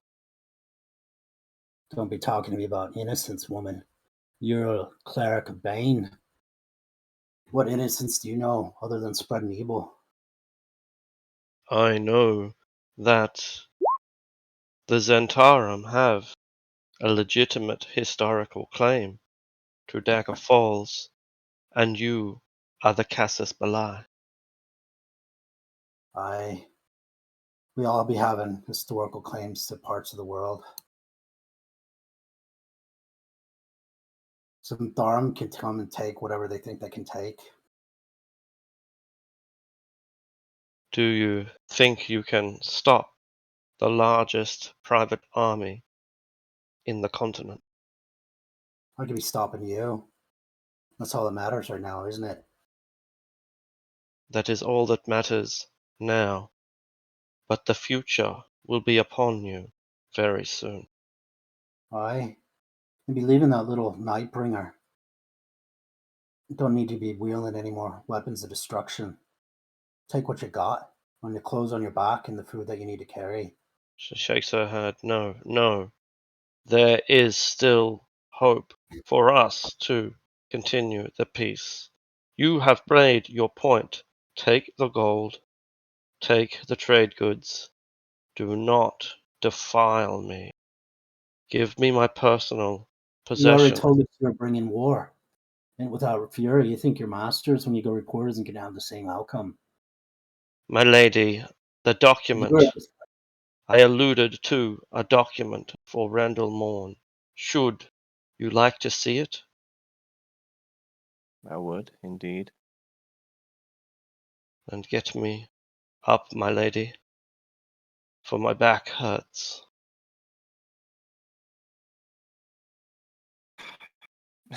Plant my halberd in the ground and look away from her as I offer the hand. Takes it. My chest, my lady. I think you're quite capable of getting your own personal effects, don't you think? Hobbles on over there, and it's already likely open, which is how we saw the gauntlet and the Nightbringer. She pulls out a scroll. It is sealed with not the Zentarum seal, but the Church of Bane,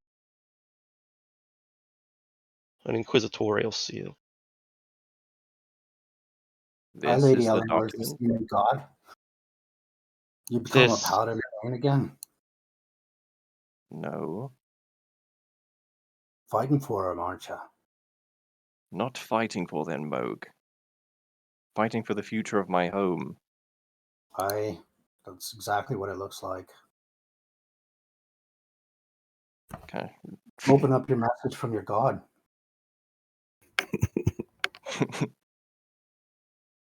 So I'll offer my hand to take the document.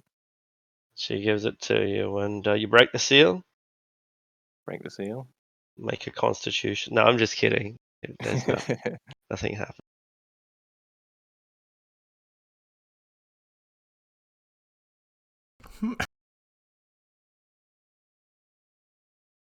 Interesting.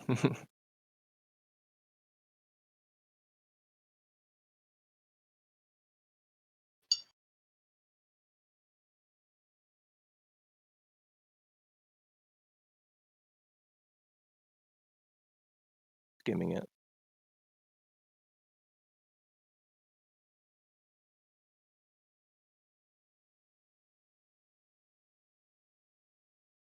So it basically says, stay out of our business, stay out of our lands, and we won't invade the Dales, essentially. I think that's about right. Right. We all know we could kick your ass if we wanted to. Don't provoke us.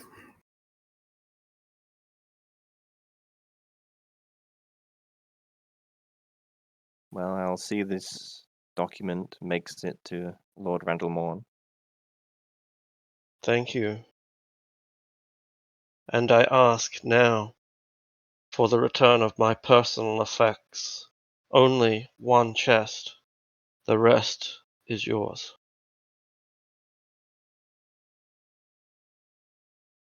Where will you go now?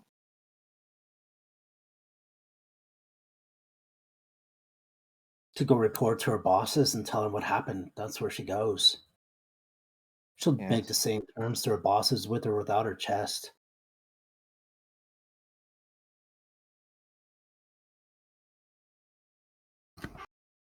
Nightbringer's mine.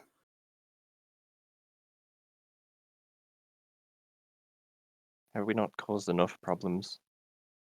This won't be causing any more than already caused. Die is cast. Take what's on your Unfortunately, back and you're going. Food and provisions I'll be carrying. well, you hear the terms of my companion.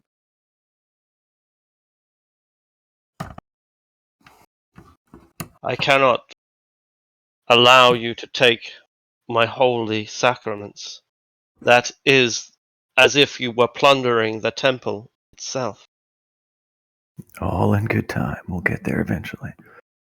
I think it's more of a joke, you saying, I can't allow you. I don't think you have a choice in anything at the moment. I'm afraid so. I could not stop my companions if I tried. Nor should you want to. This relic of evil is going to be destroyed in our forges. And that war forge you be talking about, he'll be the one doing it. And Moog spits on the Nightbringer on the ground, kicks it. This is the last time you'll be seeing it. Be gone with you. All of our overtures of peace, all of our hopes for a diplomatic resolution lie in the ashes of the ego of a dwarf and of an elf. You just been saying that already's happening, lady. Tell me a different story. You think if we give you this, it's going to be any different when you go back to your masters? The funny Yes, thing is, you're going to have to go back to your masters and tell them everything was lost under your care. So go run with you. Tell them their message. The thing is, Moog, the Nightbringer has more significance to her organization than the contents of this entire caravan.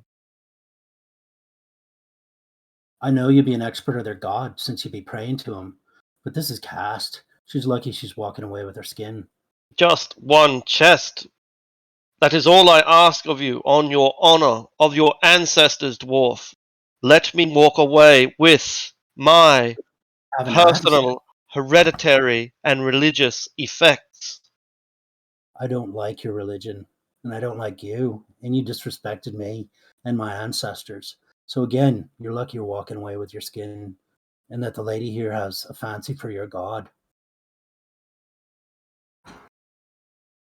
I do not have a fancy for Bane. I have a fancy for Cormia, for the Dales, and for the lives within. I hate the Zentarum and the Baneites as much as anyone else. But the amount of lives that could be lost over a single holy trinket Now it's a is trinket. insane. Now we're down to the trinket. You don't think she's going to go to her masters and say the same consequence is going to happen? I say she'd be dying here. But you guys say she hasn't, so therefore you get to walk away barely alive. But that's If she it. dies, or does not return with her holy artifacts, it renders this document here null and void. I believe that's what she's trying to say.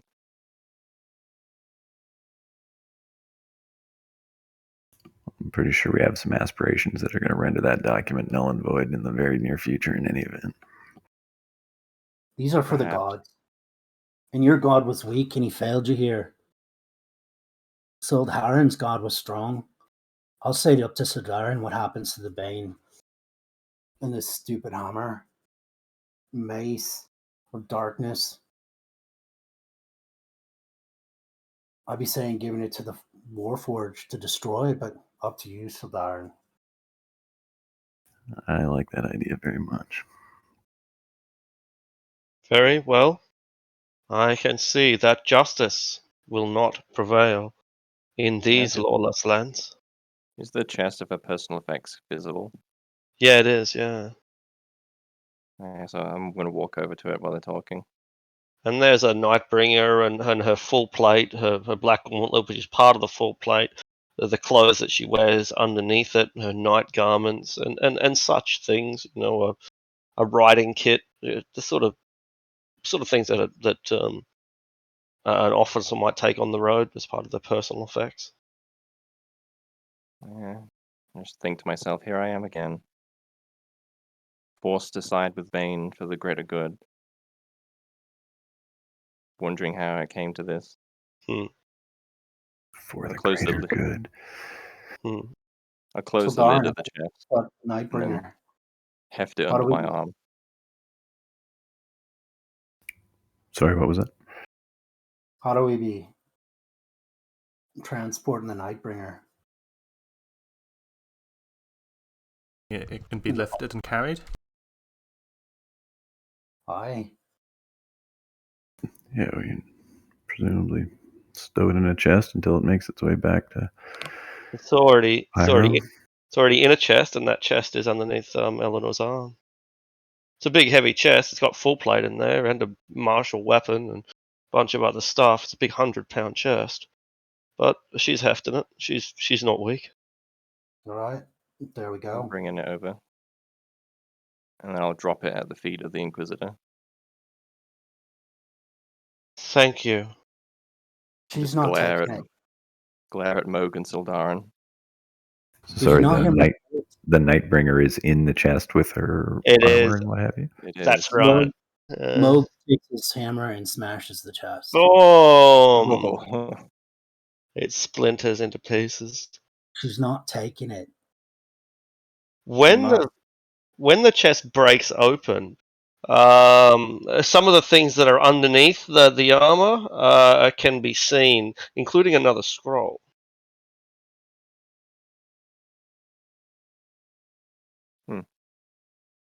Lilas, you got something to be looking at.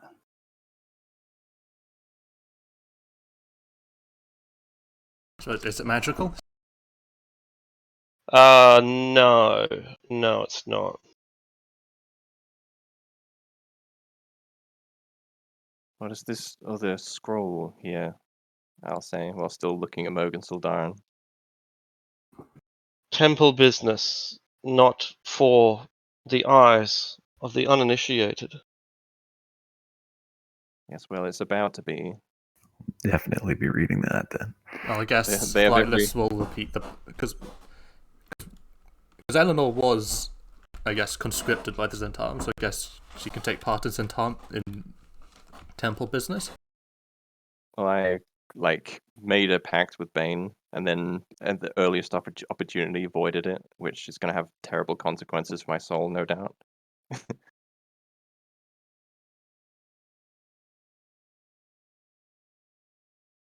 Anyway, who's reading it? Because no one's reading it. Phoenix just gonna slyly sneak through them and read it.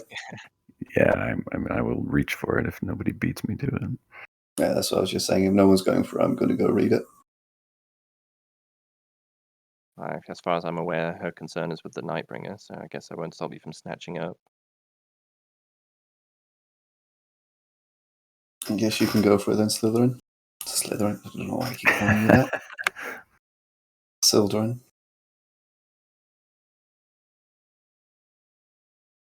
Sorry. Going right in there. All right. So I was distracted for about 30 seconds. Does anyone open the scroll? Sounds like I I'm think opening it. Sildarin's about to. I'll take it on the chin. All right. There's nothing happens when you break the seal. There's no curse involved or anything. It's an inquiry. Ow. That's a title. The Oliverian Inquiry. Viper of the Zentarum, Inquisitor of Bane, Bear of the Nightbringer, and the Black Gauntlet. Yeah, that is a title.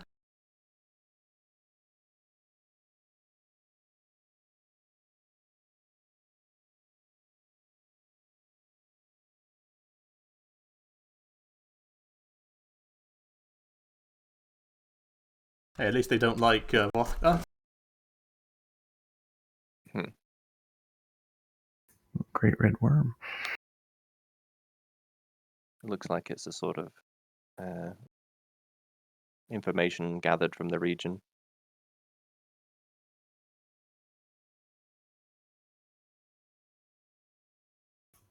Thank you for this information.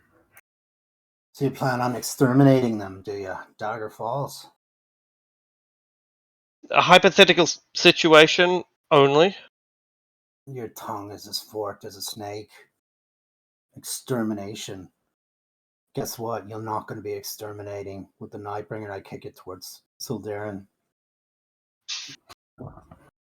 Again, be off with you, woman. Gladly. Until we meet again. And I suppose if just a regular holy symbol is like in the pack, I feel like I should sort of pick that up and return it to her. He takes it with a nod.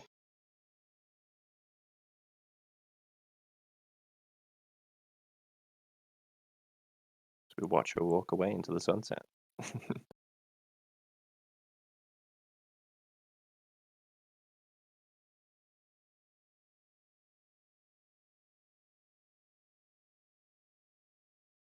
All right.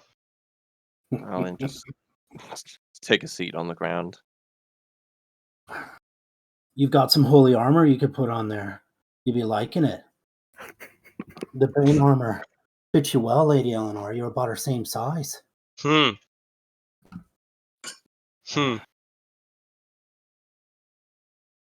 it You're is going to be willing the Nightbringer too. Will that appease your god?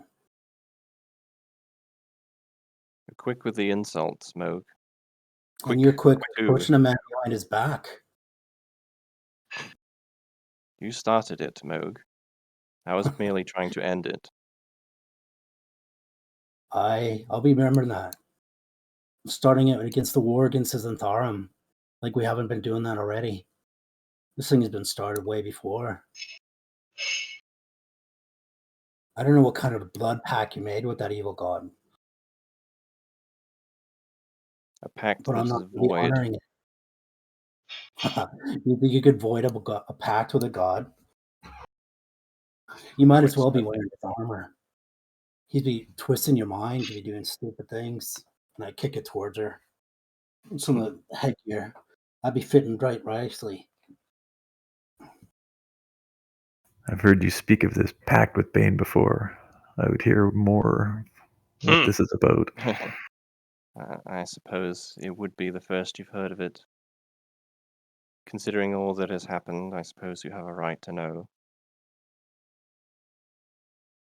Some time ago, Flightless and a few of my other companions, not out of character, I'm not sure if Moog was with us at that point, I'm not sure, I don't think he was. I think Flightless was the only one that was... I think Flightless was the only one from those days. Yeah. So, I just heard you guys talking about it multiple times. We plumbed the depths of... Well, we attempted to plumb the depths of Teliamar. We made it inside the gate, made it through a considerable number of their forces, but they proved to be overwhelming. And through application of fire and might, they successfully subdued us, and perhaps that is where we should have died. Alas, we did not. We awoke some time later in individual cells, and I was dragged from mine to a holy space, to Bane, in front of his clergy, and I was given the opportunity to spare my life, but more importantly, the lives of my companions, if I agreed to make a pact with said deity. It's done. It went against Mhm. everything. Customer. It went against everything that I hold dear, everything that I've lived for, but I could not in good conscience damn my friends to a fate worse than death, as they were to be sacrificed and their souls to be Bane's playthings. I would spare them that fate, and so I accepted. Though I accepted, I then betrayed the very clergy that I made the pact with the very next day. And as far as I'm concerned, that pact has been void, as not since then have I done a single thing in Bane's name, nor have Till I today. respected his authority. Till today. You seem I to still be. do not respect his authority. So you betray your god. He gave you your power as a paladin to go to an evil lord to save your skin, but then you turn on your friends to protect a Zantharum wagon of loot. You have Everything I some do is for the warped greater good. perspective of life. Who are you going to be betraying next? Your word have no meaning. My word That has armor everything, looks is mighty nice. everything to me. You should try wearing it. Maybe Fane will forgive you and give you some real power.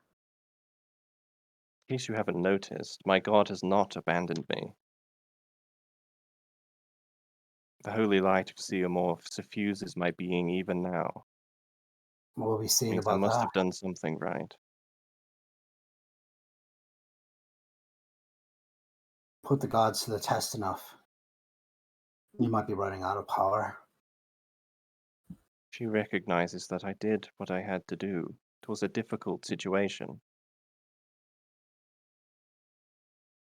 That might be, but this was pretty plain cut. And you turned on your friends for a wagon of loot. More than just a wagon of loot. Do you not see the bigger picture, Moog?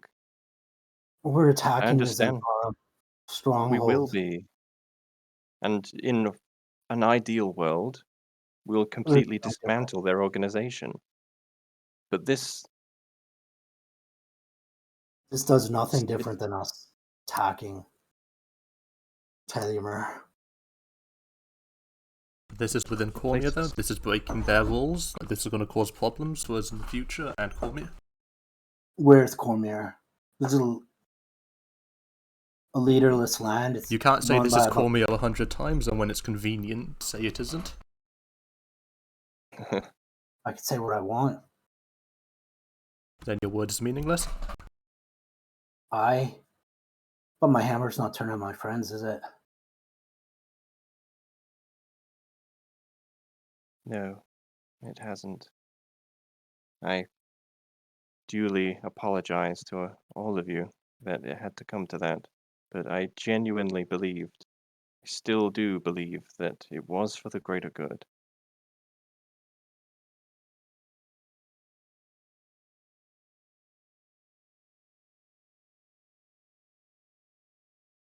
So we got a lot of stuff.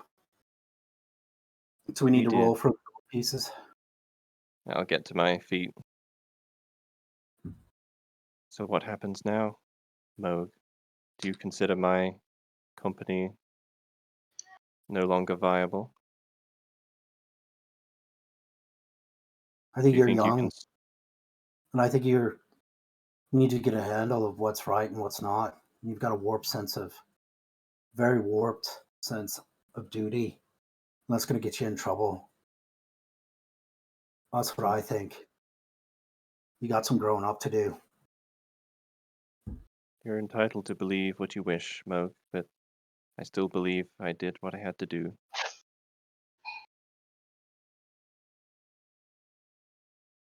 Who's rolling the 2d20s? Sure, I'll do it. So this is for gold. hmm And most of it is trade bars, but some of it is Oh, coins, whoops. some of it is silver. It really doesn't matter. So that's 12 times 100, so that's 1200. Yeah. Before 4 trade bars and 200 in loose coins. And I guess for like this, like this is the first like. I know we killed those people, the vampires, but do any of the dead Zentarum have like holy symbols on them? No, not the soldiers. No, they probably have tattoos, but that's all.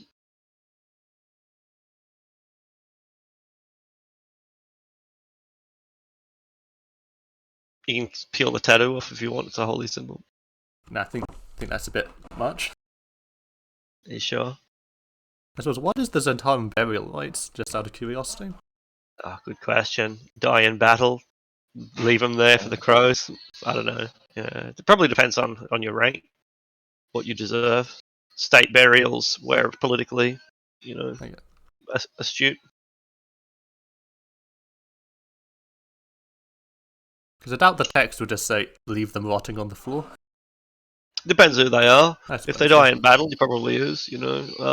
These guys are veteran warriors. They would deserve better. They'd be entitled to cremation most likely. And that one, Flightless can do. I guess you can go about Yep. organising that for them. All right, organise No, their because like cremation. they're Yeah, dead. absolutely. For him, like there was the drow like he used to work for, like he was taught like the dead, like they're sort of gone. So do you have sort of maybe a amount of respect for that? Sure, and so you don't need to hang on to prop up to revenge or anything once they're dead anyway. So there's a certain irony in that, since death isn't always the end in the world of Faerun. I guess Anyway. for many it marks the end of their time on the material plane, which is.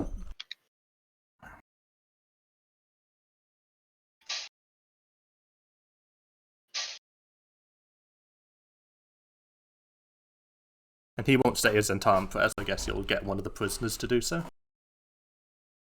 Yeah, all right. Like the guys that were the veterans that were captured. Yeah. Yeah, no worries. Are we going to set them free as well? Like we Yeah. set the Inquisitor free? Yeah, cool. Without weapons. Yeah, no worries. Or armor. Or armor. Yep, cool. So we'll get an extra 10 sets of splint and 10 crossbows and 10, total of 20 swords, 10 of them long, 20 of 10 long swords, 10 short swords. Distribute them amongst, upgrade any of our traveling companions that need them. Distribute them amongst the troops. See if they need a upgrade. Yeah, that's a good idea, and I'm sure that they won't go astray, even if it means that they have sidearms now, whereas maybe that previously they didn't. Very good. All right, so that's that. Who wants to do the accounting and add all this stuff?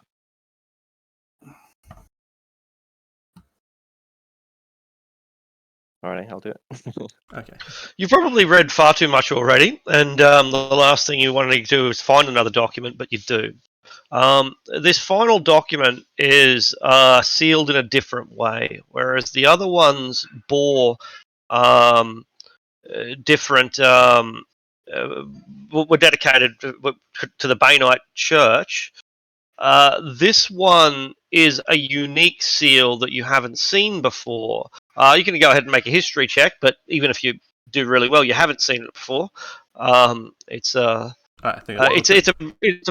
very complex forge, and it looks like it's multiple seals that have been bound into one, like a coat of arms or something.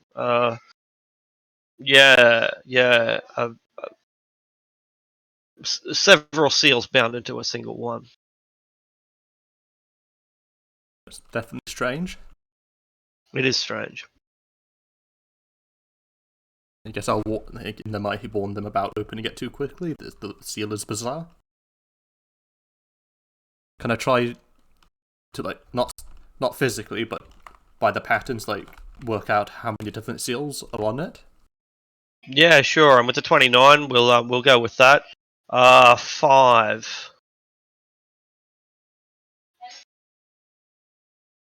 Do I recognize any of them? One of them seems to be an adaptation of the Zentarum. If you've been with the Drow, one of them is also a Drow house. This is Itharanea.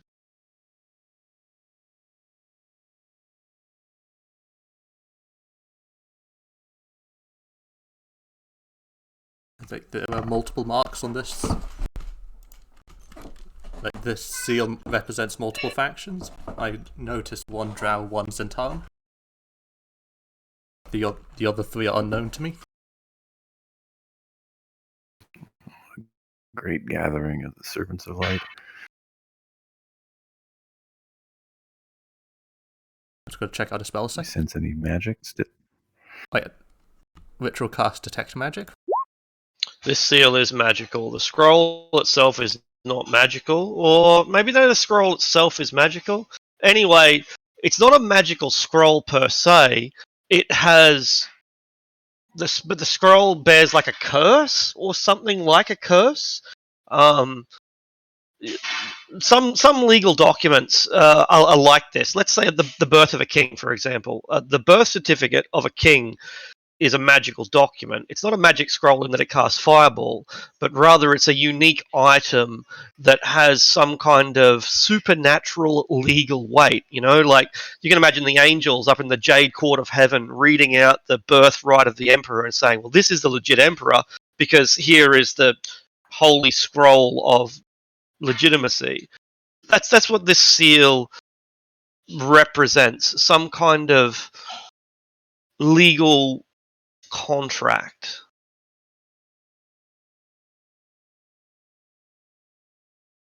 It's part of the blockchain. That's really not a Can't terrible copy it. analogy, actually. It's authentic.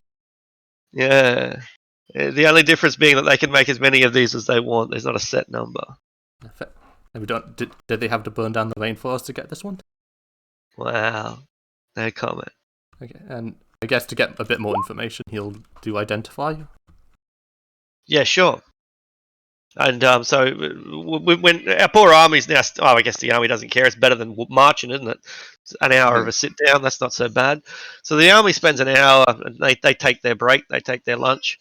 Someone that can come put the wagons back together. Oh, well, thanks for that, boss. Yeah. All right.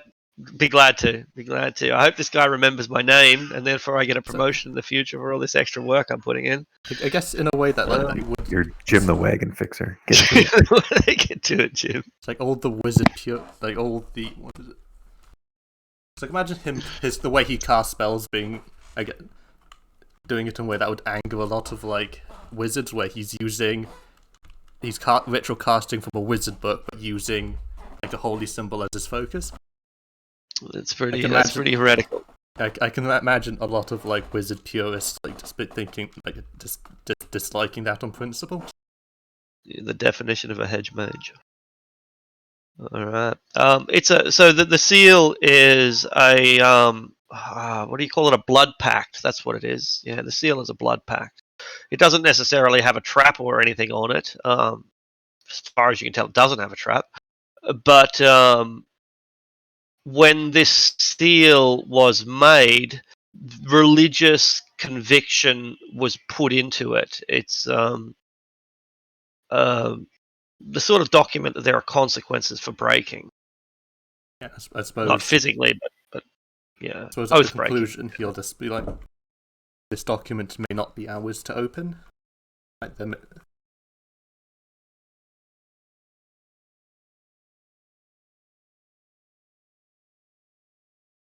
The magic that binds it could be very powerful. Whose is it? The seal that binds it comprises of 5 parts. I've identified Zentarum and Drow. The other 3 are unknown. And again, this is in your mind, the telepathic link, which is allowing you to speak this. Open it or burn it. Why would you be holding it? Seems to be some conclave or agreement between at least two evil powers. Why wouldn't we want to He be corrects holding you it? into 5. There may be consequences to opening it, but those are yours if you wish. You're good. He'll like offer it to you. I feel like it's better to know what it says than not. Yeah, then he'll So pass I'll cast it that to on myself, and then Sildar. I'll crack the seal. All right. There are no adverse effects, but that doesn't take away from the power of the seal.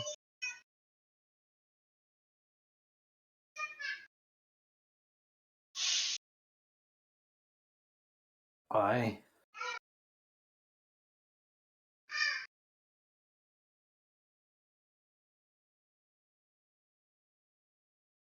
It appears our enemies are coalescing.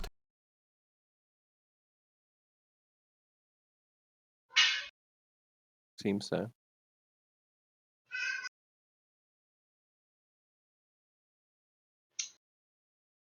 The Netherese Empire over all territories from the Inner Sea to... Who's that? Comeria? Prevent the return of Saruk. Who's that?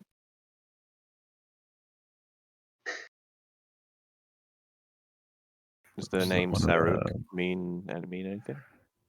Didn't we see them in one of the other handouts? I thought. Yeah, we might have seen that name before. I I think guess the think one it's- we're just looking at. Wasn't it in the other contract? That's the Yuntai god, right? Oh, The other place? Yuan-Ti. Some of Yuan-Ti the god? Short answer is yes. Like a long dead deity, and they're like bringing back a cult worshipper in Silverbridge or something.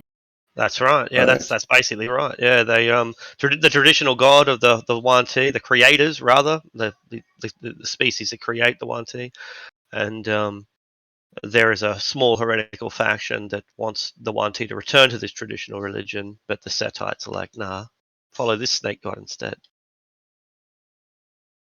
and they were in the Anorak, right? They're correct. That's right. Okay, so where's the Inner Sea? Sea of Fallen Stars. This Okay. big one here. So the Inner Sea to Cormantha to the Grey Peak Mountains. And the Grey Peak Mountains is not that one there, is it? Might be these ones. Oh no, it's these ones. Oh, okay, so basically... All of Cormyr.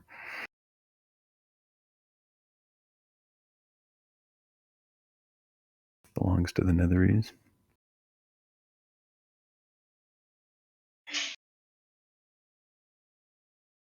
Basically that, Seems about I think.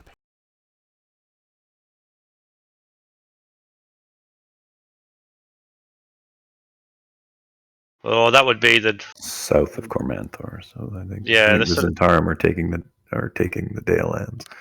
the Inner Sea ends around about here, or probably Okay. possibly here. Depending. So. Because but it's basically a very large swathe of land. You got it. So,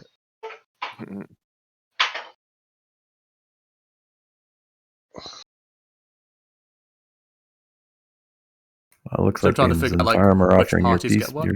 your people peace, Eleanor. Subjugating them to the Netherese. So the It is Netherese what get it the seems. Dales. Silver House. What titles do House Silverwater entail? none. Silverwater is one of the oldest families in Daggerdale, alongside Randall Morn. There's about 5 families that are more than 1,000 years old, and the Silverwaters are one of them.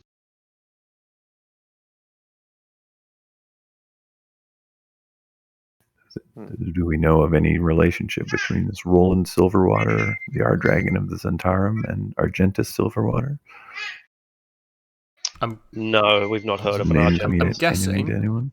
that the current leader of Silverwater is loyal to like the Dales, but this might be like some sort of like rival like sibling. And if he becomes the leader, I think where is it? If they illegitimize Randallmorn, he might get the Dales. So the Netheries get all of the Dales. House Silverwater get Dagger Dale. Where is it?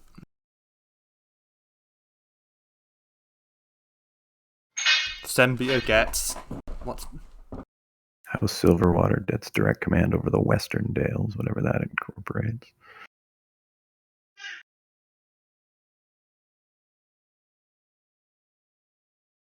and what is it? The Snake people get Sembia gets independence. Gloriana.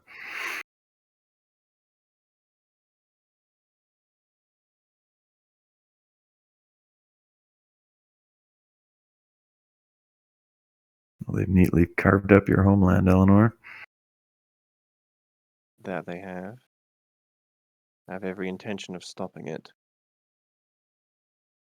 I'll look down at the rent in my armor and the blood dripping from me.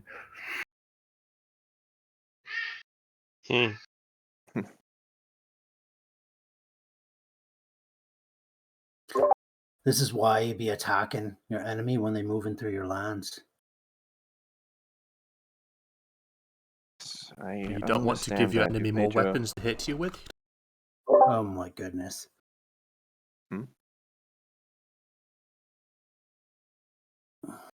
Is the sky be falling too? We're already at war. You just don't know it. They're plotting against the overthrow government. And you're saying, oh, lolly dolly, let's let them through because they can't break a rule. Oh no, let's give them free reign so they can tighten their web even better. What kind of Well, strategy if we do get we declared have? bandits by Cormier, will that help us in our war? Not And only that's that, what the princess be doing. That's her first order of business, her champions. She's going to be declaring us bandits. Are you all brains and no wisdom? I mean, I what don't would think you it'd be do if someone comes to you and says, these people are bandits, they robbed my legitimate caravan? Oh, and I'd be the government that's be plotting against you anyway, and I'm planning on overthrowing your government. And by the way, they took it in a land that you're not really in charge of anymore anyway. That's run by a barbarian king. So you would say the rules that I have set do not matter and are irrelevant, and I will ignore them? The sky to fall too. well, what is done is done. We can merely move forward. And I'm saying there's more than treasure to be finding and taking this load. Yes, Well, the goods there are neither here nor definitely is. there. I look at the terms of peace that was given to me and wonder whether it's even worth hanging on to it anymore. Well, I suppose you did give your word that you would give it over. Yeah, I'll deliver it regardless, but But I it's think we'll pretty... deliver the Silver Accord as well. Because it says within the terms of peace that if any chartered adventuring company with Lord Randallmorn's signature on it takes actions against the Zentarum, then it voids this, basically.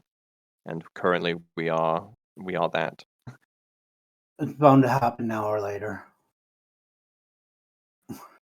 You think when we attacked Tediumur that they're not going to say mark us as enemies of the Zentarum?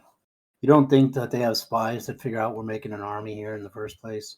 You don't think that they've already marked us?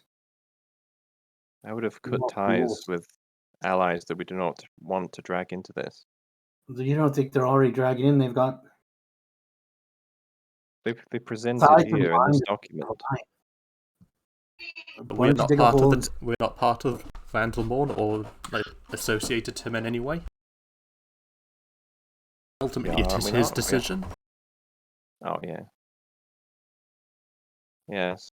I wanted simply to give him the chance to decide for his own people what to do, but now that decision has been made for him.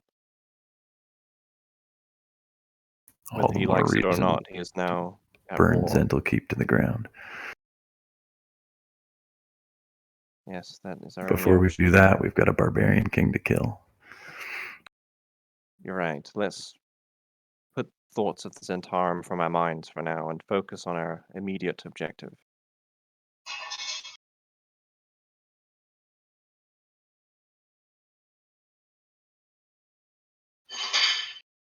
Sorry.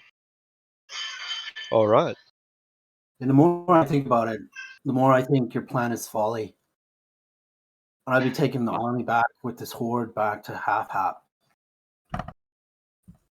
You I can deal with suppose it however you want, and I'll wait for the army to come defend my Well, you- kin as they come against your scalp. you have more authority than any of the rest of us with this army. You cannot, we cannot stop you if that is what you want to do.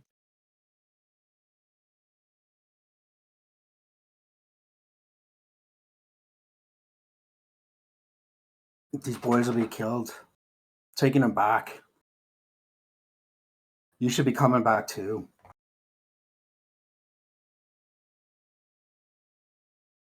Perhaps. But then what? And then in a few months, we'll have an army that we could crush anything the barbarian king brings. We can still make the challenge with the rabbit if we need to. I'm not liking the way these cards are falling. No, I suppose not. 300 against 2,000. I'm not liking those odds, and I'm not walking these men into their deaths. So I take it as a You're luck of the the one who gods. decided to bring them along. And I'm reason that this was the reason why, to get this information. Now that we got it, we should bring it back to the war chest, strengthen Half. We'll be a much There harder is. target if the army comes. There is one way to do it. Hmm. I could just go to the king myself and challenge him. I doubt For if he you'd be kills taken me, that is seriously. fine. I doubt a lone rabbit would be taken seriously. No offense, Finnick. I say wait till we have a bigger army.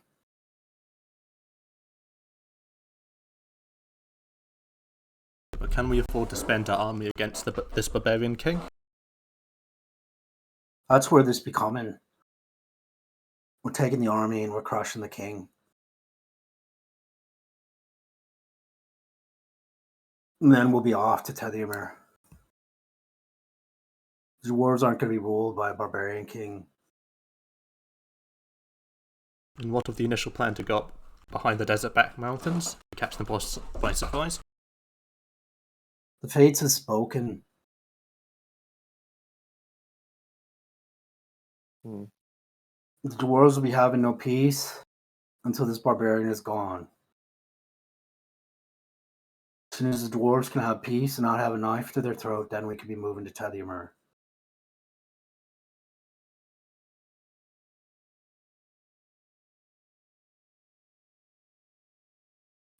I fear that he may amass greater strength in the time we wait.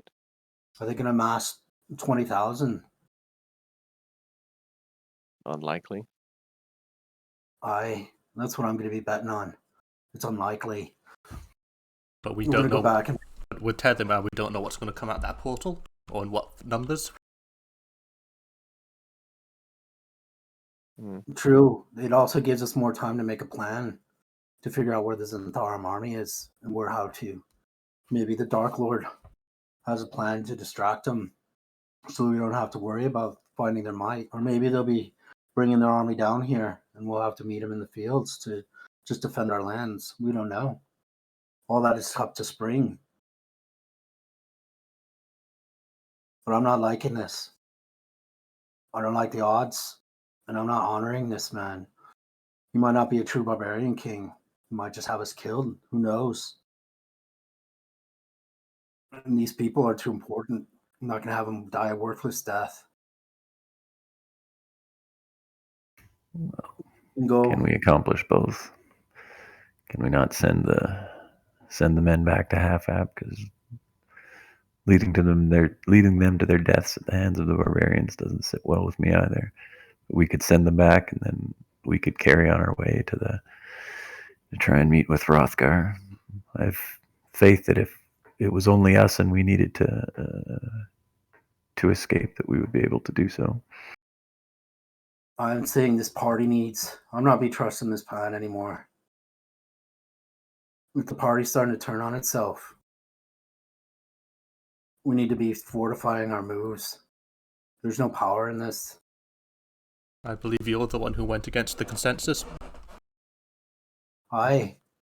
And I'm not going to be letting any more of them come through, and that's the orders I'll be giving my men. So be damned with the Zentarum. If you want to let your enemy walk through your lands, that's up to you. But if I'm here, it's not happening.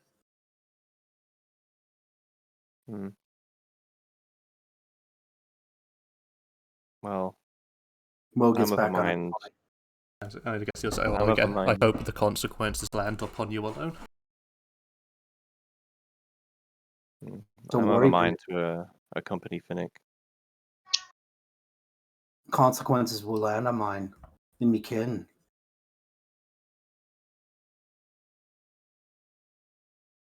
This conversation has been unfolding during a thunderstorm. There's been flashes of lightning, particularly in the east, and the rain has been steadily falling, which is partially washing the blood clean, but causing the ground to become muddy and stirring the place up while subduing the vigor of the army.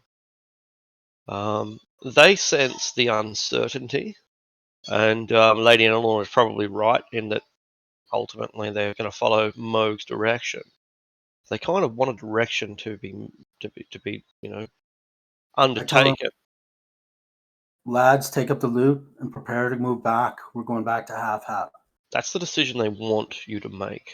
They don't feel any dishonor in retreating. For one thing, they didn't want to go in there in the first place. But there is no honor in backing off because of all the plunder that we've got.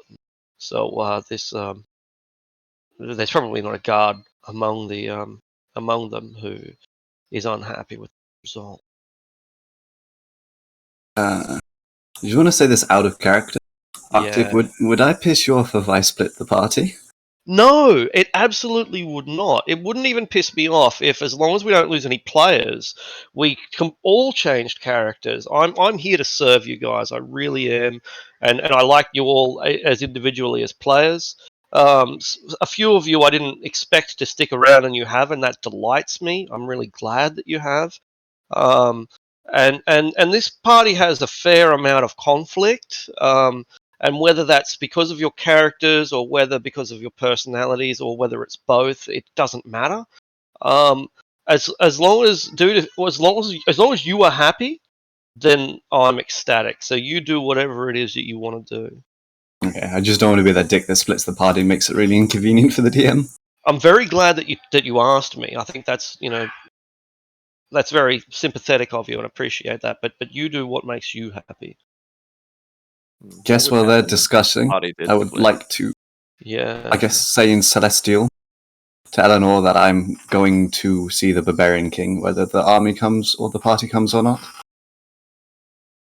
And I guess, let's just give us a little wave to show that, oh yeah, he speaks Celeste, he understood as well. And I guess I'm just going to mount up on my Mastiff and start heading off towards wherever the Barbarian King would be. Yeah, I should clarify what happens if the party does split. Like, how is that handled? That's a very good question. It depends on the circumstances. I have a long-standing policy of siding with the defender, like trying not to get involved in personalities and things, and just siding with the defender. We don't have one of those here. We don't have a clear who's right and wrong. So the only thing that we can possibly do in this situation is one of two things. We can either make it temporary or permanent, and if it's temporary, then we just run two different scenes, and you just as players have to put up with it. And I think you'll be fine with it. I wouldn't imagine a problem for most groups, let alone this one. Or we can make it more permanent, and that's obviously a little more difficult, but also in some ways a little more simple, and you just have to make your characters, right? So whose story do we follow? If we can't resolve that, like as I said, normally I'd be able to make a decision and it'd go to the defender, whoever didn't have their pocket picked, whoever wasn't backstabbed in the night, whoever didn't get sold out by the Zentarum. But in this instance, it's not particularly clear. And when you default to that, well, you just go with the majority. And again, in this case, we're kind of 50-50 again, so that doesn't really work either. So if this is a temporary thing, when we follow the different scenes, then so be it. And as I'm seeing it, it is a very temporary switch, because we're just going up for one very particular meeting. It's either we fight him and win, and then we go back to half-heart, we beat him, we fight him and lose, and either die or retreat. And that's the other bit, isn't it? And you've hit the hammer on the head there. It's a very whatever happens. It's either we make new characters because we died, we win the barbarians to our side because they honor their word, or we retreat into the night and go back to half-heart. Yeah, that's right. Either the story comes back, whole again, or your characters are dead, and that sorts that out anyway. Yeah, I think so. Turn is that if it does turn into a duel with the Barbarian King and whatnot, it would be a combat encounter that the other half of the party wasn't involved in. Well, that's just we can't help that. Sometimes characters get solo time. There's nothing wrong with that. The thief goes and steals from a nobleman in the middle of the night. The paladin has a personal quest. The wizard has a vision in his head, or the warlock, is teleported to their patron's realms. I think players can tolerate that. I hope. I'm making some assumptions here. And I guess, I'm not a wizard like in real life, but the way I see the comments going is either a quick deal with the leader or a quick retreat, because he won't be able to mobilize 2,000. It won't be a battle map with us in the middle of 2,000 troops. We'll be able our flight would be quite quick. All right. Well, so that's the answer. We will need to get further sidetracked. The party goes in two different directions as Moog marches the army back to Half-Hap, and the Baron saddles up and heads east. So I think Sildarin, I'm not sure which direction you go in. I also speak Celestial. I think if there's an opportunity to kill the Barbarian King without a bunch of soldiers having to throw away their lives, that's worth pursuing. All right. So it comes down to Moog then. How often Moog, does everyone speak Celestial? Yeah, such a weird unusual. language. We are the party of holy justification. Well, goes back to I guess Moog. Half-Hap and collect the army and prepare to go to war in this area if they're not successful. All right.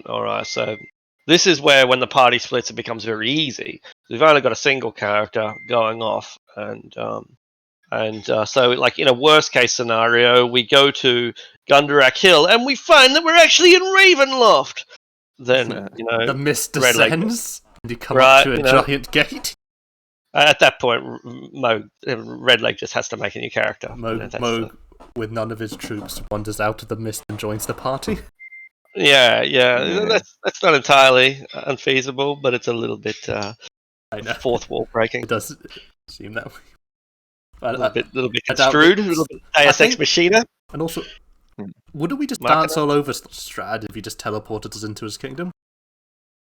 Yeah, At that point, should answer probably. it, yes. Try to do his best to get it out of your way, help you find your way home. Wrong adventuring party. I wanted the level 1s in the tavern next door to you. So there it is. Moog, tell us about your trip back. Is there anything in particular that you wanted to do, or any particular formation? Are you distributing the gold among the soldiers? Anything like that? This is your haul. Just going back the same way we came, but putting the carts in with the rest of the baggage caravan, and other than distributing the weapons, nothing. and then going back to quartermaster. All And right. then as soon as I get to half, I'm gonna harden half for an attack from barbarians and anybody else, and tell them that we're under war, and then start mustering the soldiers in a defensive position until the rest of them get there. All right. All right. Well, Moog, roll a D100, and we'll see. Just to give you, a little bit of an opportunity before you are phased out momentarily.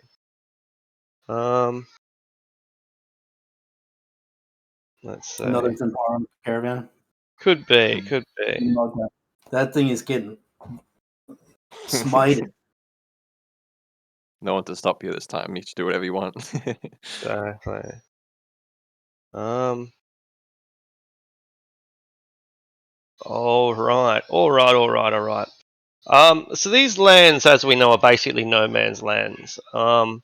It's kind of foolish to come through these lands, what with the barbarian army and the plague ravaging them, and that's why there hasn't been much trade going through here the entirety of the campaign, and all the way back at level 1, trade has basically stopped, and up to this point, there's been very little getting through, except for to save the odd armored Zent caravan carrying supplies that will be used to fund war.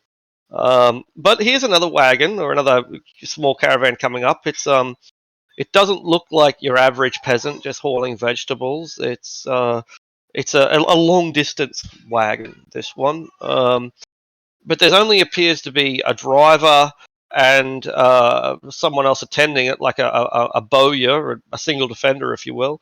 There's no guards. So we've got this exotic, expensive, modern caravan. It's got like suspension or whatever the latest, rubber edges to its wooden wheels. Some kind of fairly high tech caravan, being pulled by a beautiful horse. Probably maybe 2 horses, big tall steeds, a single guard, and a single driver, and they get off the road for you, but they don't attempt to go cross country the way the last guys did. They just get off the road and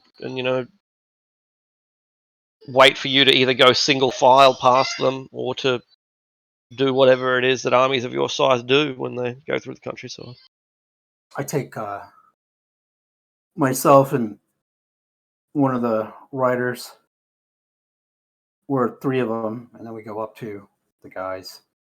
And what be your business here? All right.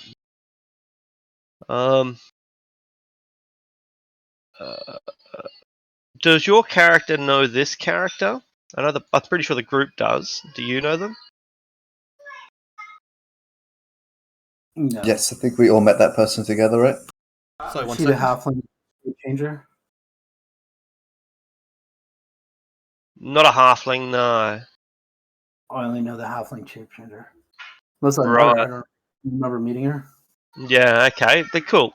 So you've the pair of you go up, and it's not a pair of guys. It's a halfling driver who is a woman, and a human woman who dresses lightly, to say the least. And her exotic beauty is quite apparent, maybe through the lack of clothing rather than the excess of it. She hides her face, but she doesn't hide much else. She's also quite heavily armed. At the moment, she's got a crossbow, but she has plenty of blades beside her as well.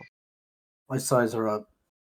Yeah, good call. She's not your equal, not even close. Certainly not 1-on-1. But can you make an insight check? Is that part of it? Yeah, can you make an insight check as well? It's an automatic thing. Yeah. Make an insight check as well. Roger, just bring up the Yeah. character sheet here. Insight. So she's definitely not of your level, and she's not of your martial capability either. She's no fighter. Distinct lack of armor kind of gives that away. But she is a killer. This is no 2-bit edgelord pretender who carries around a whole bunch of blades because she thinks it's cool. She carries a whole bunch of blades so that she can throw this one, lose that one, stab with this one, still have that one handy, put that one in poison, and so on. She's a woman who is prepared. Probably any of your soldiers she'd be able to dispatch if she got the drop on them. But when it comes to someone like you, she's not even in your ballpark in terms of capabilities. What is What wrong? about Can I help you? I sized up the driver too. The driver halfling is her inferior, her sidekick. Not useless, but maybe about as good as the average agent might be. A government official or a spy that gets things done. Can kill the average person, can kill a commoner with a single strike, but not much use when things aren't in their favour.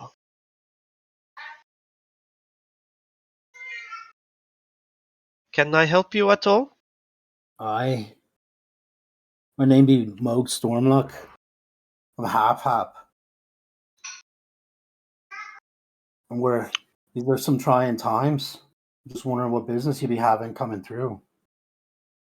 We are a legitimate merchant organization from Westgate, and we are sending goods north into the lands beyond the Moonsea Ride.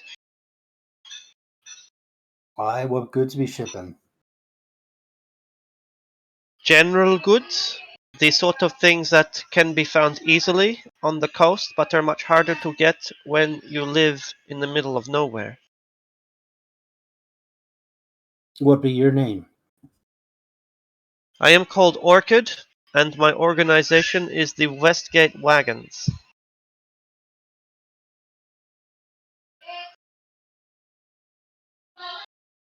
Do I detect anything of no nature or other than she's a hard target? She's openly carrying poison, like in a bandolier at her belt, multiple doses worth of it. Aye. She's What got be your goods? She's got quite a lot of jewels on her, expensive ones, tasteful ones. What was the question?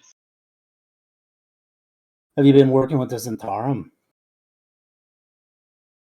She looks you up and tries to make an assessment of her own.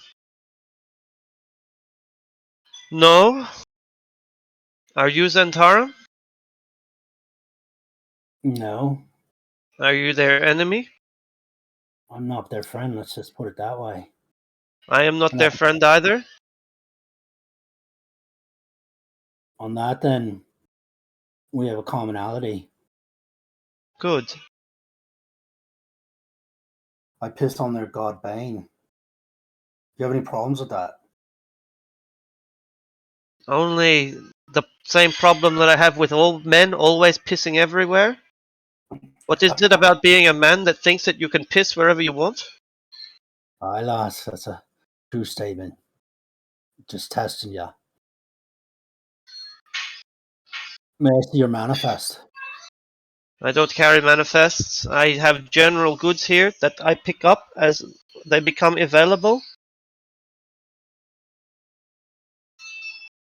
Mind if my men take a peek? Who are you? And what army is this? I did not. Are you. Is this So, the army of King Hrothgar? no, lass. This is the army of the dwarves. Half. Oh. But your army is not dwarves. You are the only dwarf I can see. Indeed. We be rallying for a cause. The dwarves are hiring mercenaries? Indeed. We looking for a job? Maybe. What is the job? We're going to be taking Teddimer. You are taking Tediamar, the dwarves? It's our land. Is it not? We built it. We're going to drive off the squatters that be there. raise a new city, open up the mines again. The Zentarum are the squatters, yeah? That they be. That's what I thought. Will you be keeping everything that you find, or will you want to sell the discoveries? Oh, that's why we mine the mines. Trade will be open. We'll be selling to anyone that wants to do business with us. We'll be distributing shares to those that help us take the mines back. My organization might be willing to partner with yours. We are a caravan company, so we can help you with the distribution of whatever you mine. But perhaps in the more immediate term, I myself am skilled with a variety of specialty tasks. I have at my disposal a range of locksmiths and trap stringers and engineers and general sages. Perhaps we could have some deal. That'd be the plan. We're meeting in Half in the spring. We'll be assembling the army. If you'd be interested, bring your folk and we'll make a deal. I am usually based in the north, around the Dagger Falls area, the Daggerdale area. Aye. It may be hard to get back here to a rendezvous. Are you in Daggerdale? In Dagger Falls? We have a market in Dagger Falls, Westgate Wagons. We recently acquired their general store, and we are now expanding our influences in the region through property mostly. Well, we need to be fixing on a way to get in touch with you. You're not going to be rallying with us. I have an idea. You say you are based where? Half Hap?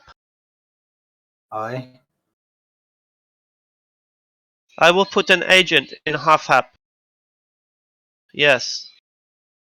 Very good. The Dirge, the headquarters of the Dirge, be sending them, and you'll be finding us. Ask for Moog. Very good. I shall do that. Yes. Moog of Half Hap, the liberator of Tethiamar. Will that be the plan? Then it's a deal then. Yes, it is a deal. Korma, you can go with him. You will be our agent in Half Hap now, and then our agent in Tethiamar. Okay, that's kind of sudden. You know that we have been very interested in the produce of Tethiamar. This will save us a lot of time and is an excellent opportunity that we should capitalize on. Indeed. It'll be prosperous for all. Look, I'm not complaining, she says. I don't really want to go up into Hicksville anyway. I'd much rather stay down here in civilization. Alright, well, I look forward to your first report, Cormer, and I discharge you to the protection of Moog of the Lucky Storm. Pleasure. Grab your gear, put it on a boat on one of the carts, and we'll be there within the 10-day. Back at Half Hap. Alright. Alright, so you pick up a little thief. She is completely unloyal to you, is totally spying upon you, but her job description is to pick locks and find traps and and organise trade routes, and you need all of these things. So He's it's the edgy rogue you good wish resource. Flightless was. It's a she. I mean, she's the edgy rogue you think Flightless is. Yeah. There you go. All right. Back to half. All right.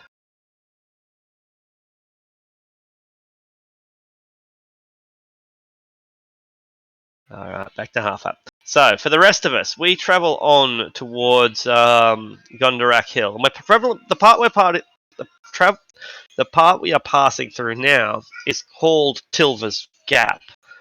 It's not narrow in the sense that it's just a single, it's not 100 feet wide or anything. On the contrary, it's a couple of miles wide, but it's still pretty damn narrow. At about 3 miles wide, that means that you can really feel the valley on either side of you closing in. And the Thunder Peaks and the Desert Mouth Mountains are both pretty mighty.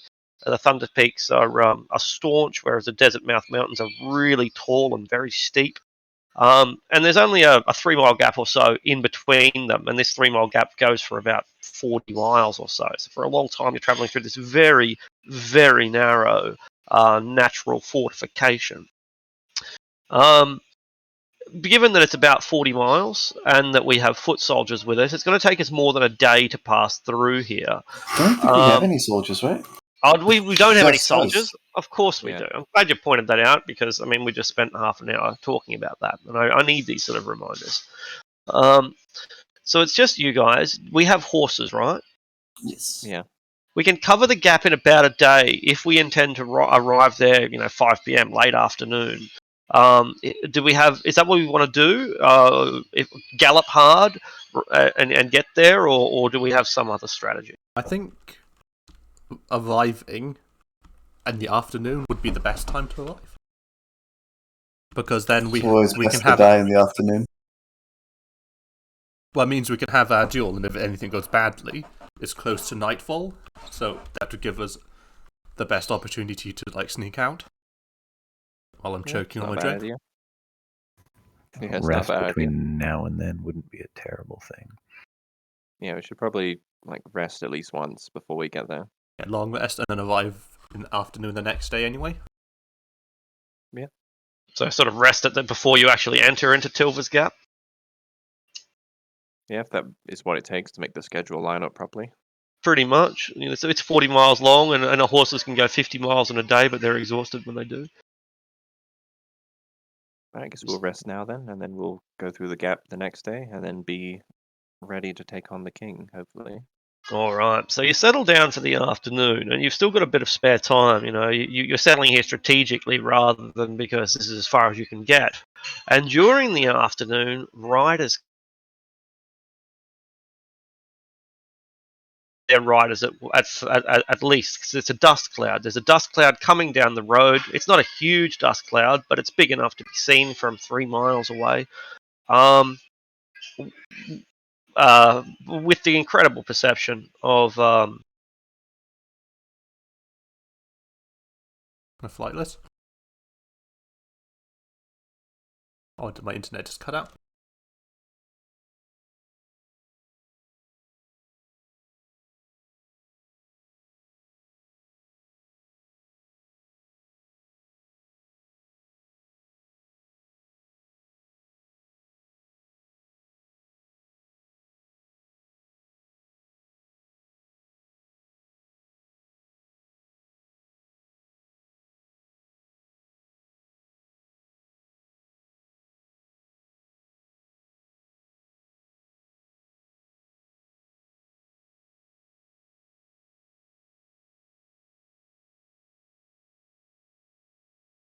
Perhaps, Yeah. I guess we Audio take cut out cover, there. wait for them to come closer, and see if Flightless can spot who it is. So what did I spot? So what we've got right now is at about 3 miles distant, which is a long way away. You can see a dust cloud. It's not a huge dust cloud, but it's visible to your sharp eyes, even if the rest of the party can't yet see it. We're on a plateau. We're about 500 feet north of the road, looking down upon it, and we've had the idea to basically hide. Now, that's pretty easy for us, but it's not so easy for our horses. You can't get the horse to lie down in the grass, can you? Depends how well trained they are, I guess. It kind of does. Like I say this, and I'm like, well, actually. Well, I think mine and Eleanor's maybe, because mine's literally a shadow thing. Sure, mine's intelligent too. So I just think have a mine and mastiff. Eleanor's good. You have a mastiff, so So it it would just just leaves be Darren. Stellaris. It is Stellaris's, so Sildarin's horse. Just my awkward horse causing the problem. Do you think you can convince it to lay down for a bit? Could make it easier. Always try. Could always do the speak with animals and tell it to lay down. Yeah, that might help. It doesn't want to get killed, potentially. Yeah, but I'm sure I could get it to lie down, but it might not get up again.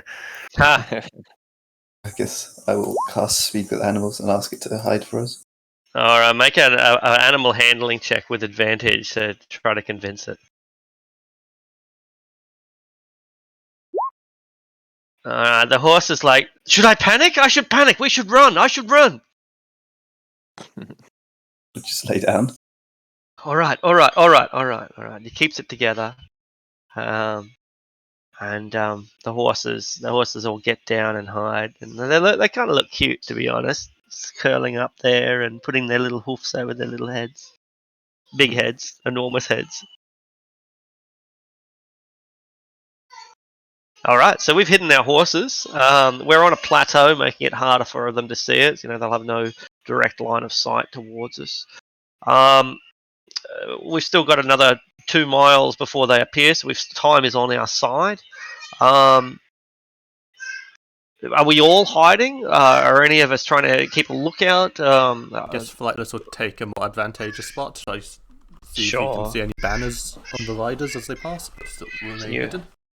Yeah, maybe you're in some brambles or something like that. Yeah, that's cool. Yeah, make an active perception check at this point. Your passive is of course enormous, but let's make an active check anyway. Alright. Well, seeing as I've been sat here for a while, I guess. Where is it? Here to steady eye. You'd give him advantage. Yeah, sure. Big number. Nice. It takes a while for it to come into focus as your eye steadies. There's a group of 10 horsemen. They appear to be lightly armored or possibly even shirtless. Your eyes are pretty sharp, but they're not quite that sharp. There's 10 men riding horses, and they're riding them pretty hard. They are armed, but not armored.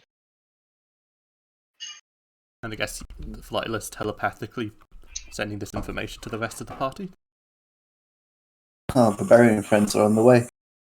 Yeah, they sound like barbarians. Does any one of them look particularly regal? I guess the question is, does it look like Hrothgar is among them? Have you seen Hrothgar before? I guess I not. don't think so. I Oh, guess no, not. we did. We got we scryed on him through. Oh yeah, we scryed on him. Yeah, we scryed. Yeah, you have good call, man. You absolutely did. You'll have to wait until they're closer to identify Makes such sense. facial features. Yeah. If he is among them, it might be worth trying to jump him now while he's separated from his army. Yeah, jump him now with the challenge, right? We're just going to jump out of a bush and kill someone running down the road. Either way. We're sure we'll issue the challenge. But regardless, we have to see who it is first. I guess just wait. All right. So you just wait, and when they close in from about half a mile, it's maybe a quarter of a mile, 1,000 feet or so. At a certain point, you do see their faces. The king is not among them. They appear to be mostly young men, but they're heavily tattooed, heavily bearded. They've got long hair. The horses that they are riding are of a northern variety. They tend to carry big, heavy arms, big round shields, side arms as well, a number of spears. Blonde hair is predominant, but there's some redheads and some brunettes as well. Yeah, they look like Northmen.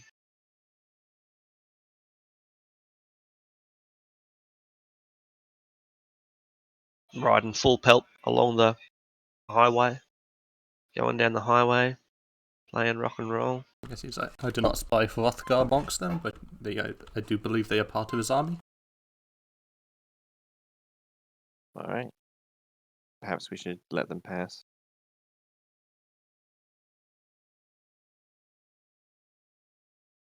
Is that a plan? Yeah, I think we need and to they fight do. every barbarian. Okay, cool. And they do pass on by, and their dust cloud disappears off into the distance. Ooh, do we see our buddy there? What's his name? The king's right-hand man. No, but you do see someone else who, again, I don't know if you'll recognise. Let's have a look. Have you ever seen this guy before? Waiting. Daggerdale, no. Forest. Doesn't look like he's... No, oh, hang on, maybe we have. Have you seen this guy before? Ages ago, yeah. Right? Okay. Yeah, Yes, okay. I think so. He was like this saber-toothed cat rider, right? I Or don't that someone recall where you might have seen him. I don't think so. Did you liberate Castle Daggerdale? No, Not don't in this think I so. didn't. I didn't think so. You must have seen this guy either on the road, or maybe you went to one of the towns like Vunlar or Teshwave or something. Anyway, he's a Northman a Northman priest of Talos. He's got a So, quality name. I'll give him that. Right? yeah, He knows what he's all about. interesting dude. So yeah, maybe Flightless, you see this guy and you recognize his face, but you can't, really pick where from. And you've got a near photographic memory, but he's familiar. You might have seen him on the road. You might have only seen him at the market or something. But whether you can recall where you met him or not, you do recall that he was a priest of Talos, priest of destruction and storms. Yes, I spy a priest of the Stormlord amongst them. The others must be his escort. They seem to be in a bit of a hurry, galloping as they are.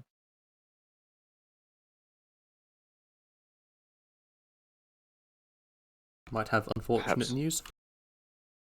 Yes, perhaps the priest intends to deliver a message.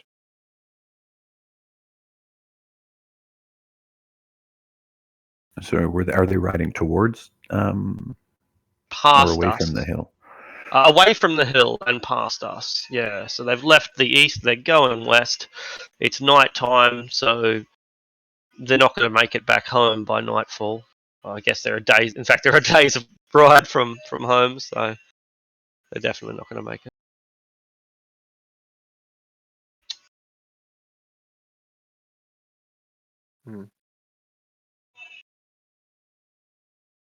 Alright, that's all that happens of real note. Save perhaps for maybe around about sunset, a fire appears in the east-southeast. It's distant, it's too far away for you to see the source of the fire, but you see black smoke rising. Northman scouts, possibly. Could be anyone. I suppose, would there be a way to determine if it's like small enough to be a campfire, or is it something bigger? It's bigger than that, yeah. Looks like our Did friend I might say be east? I raising some meant Ragnarok. west southwest. I said east southeast, but I meant west southwest. Do you think? What village is west or southwest of us that the barbarians just burned? No villages. This is no man's land, but there are individual ranches, individual homesteads, individual hamlets. Not a village per se, but clans of Goliaths or something like that. Halfling farms. Hmm. True frontiersmen. Well, night falls. All right. Try and be as well rested as we can be. All right. All right. In the morning, we head off down through the gap. Are we following the main road, following the Moonsea Ride, or are we taking our horses cross country, which will slow them down? We want to get there by afternoon, so whichever will have us get there by that time frame.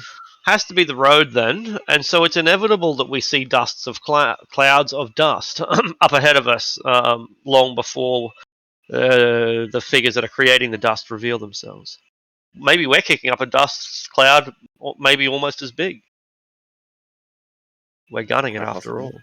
all. We're riding hard. There's probably more Northmen. I said we just keep going. Excellent. So it's inevitable then that you run into the Northmen. At about a quarter of a mile, they stop, put down their shields, and lower down their spears, and they go from galloping to basically stopping, and then instead they go to a trot or a canter, a much slower pace, as they come up towards us, allowing their horses to get their breath. They will no doubt want some sort of tribute from us. What are you doing in the lands of Gloriana? Guess Finnick, wanting to get through this quickly, is just going to ride up in front and say, "You are to clear the path. I am a Baron of Gloriana, and you will not impede me on my way to the king." Oh, this is the rabbit! We have heard of you, Rabbit Master!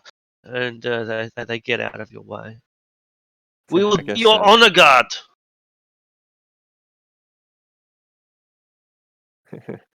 As long as you do not slow us, let us get moving. Do you really wear a vest that will explode if you are angry? Different, more cowardly bunny.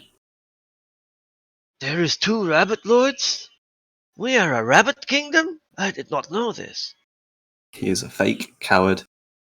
Ah, and you are the real and he is the pretender. Yes. Ah, yes. Come this way, King Rabbit. He is not a king, there is only one king, Lord Rabbit. Yes. Let us see to this king. Very good. Well, we've got our escort. And so as we pass on through the through Tilver's Gap, it takes the course of a day. These guys really want to get to know us. They're kind of fascinated by you, Finnick. It starts off with a little bit of mockery, but by the time that they realize all the things that you've accomplished, killing dragons in a single strike, basically, they hold you in absolute awe. Now, you're not a spot on King Hrothgar, but you should consider seriously becoming one of his inner circle. He has a group of personal guards and followers, like the gelding, and you would be fit to be one of his questors. I plan on getting to know the king better than you think. Oh, this is good.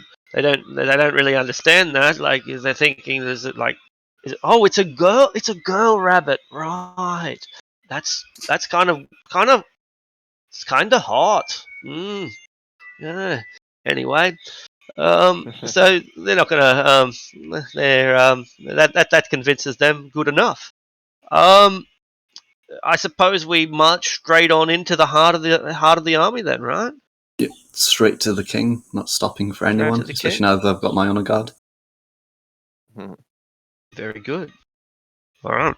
So Gundarak Hill comes into view from about 10 miles away, at the other far side of Tilver's Gap, which takes us all day to pass.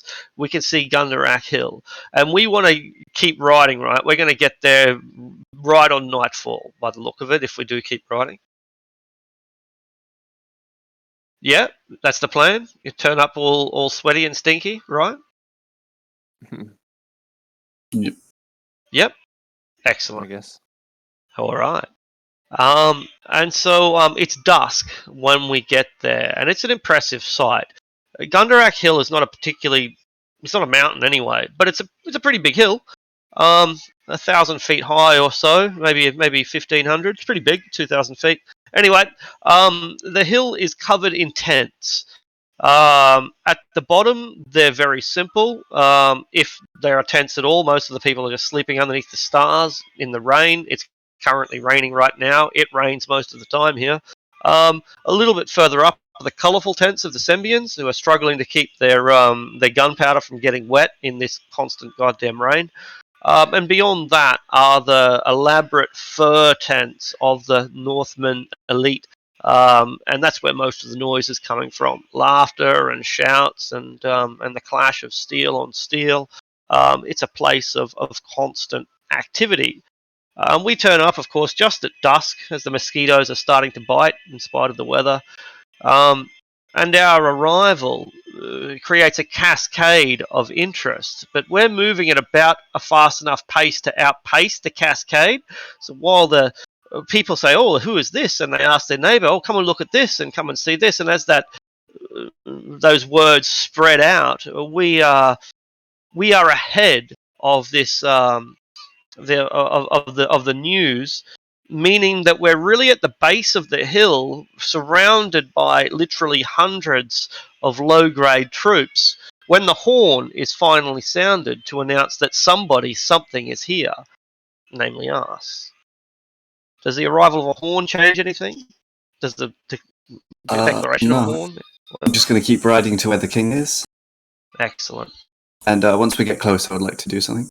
Excellent, excellent. So you go up now, up through the hill, and you pass on. You leave behind the camp followers, the stragglers, the commoners, the slaves, and the young barbarians who aren't able to hold on to a good position higher up the mountain. And then you get to the Sembian part, and at the Sembian part, you get challenged and stopped. They've got like there's tents all over the place, which makes it hard to just pick the path that you want. There's a designated path that the tents are not placed in, and that path is now blocked by a bunch of grenadiers who have halberds and grenades at their belts, and they command that you halt. I seek no negotiations with you, Sembians. I'm here to speak to King Harold. Oh, Well, you who are- are first? You must tell us who you Yeah, are. King. You cannot I'm get Baron, past. and I do not intend to stay here long. A baron. A baron of where? Rabidia. Make a persuasion roll. It's all legit, Nothing wrong with what you're doing here. The marshal, a pretty woman of about 30 years old, steps aside and commands that her soldiers disperse. The Baron of Ribidia is here to meet the king. Make sure that he is made aware, she says, delaying you just long enough for a rider to ride up ahead of you, the lightning flashing all around it and the mud being flicked up Which onto is his tent.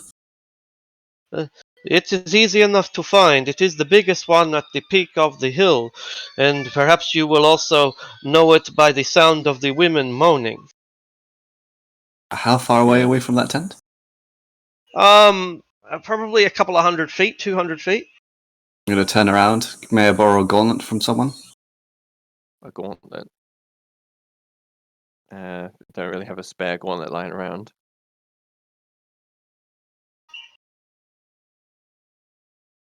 So it does half To look down at the Sembian. Do you have a gauntlet I may borrow? Yes, Baron, of course. Provide the Baron with a gauntlet of the finest quality. And they do so. It takes a few minutes, maybe 45 seconds or so, which is enough time for the horse to get up to the hill and enter into Hrothgar's tent. And you have your gauntlet. Thank you, and then I'm going to ride off back towards the tent.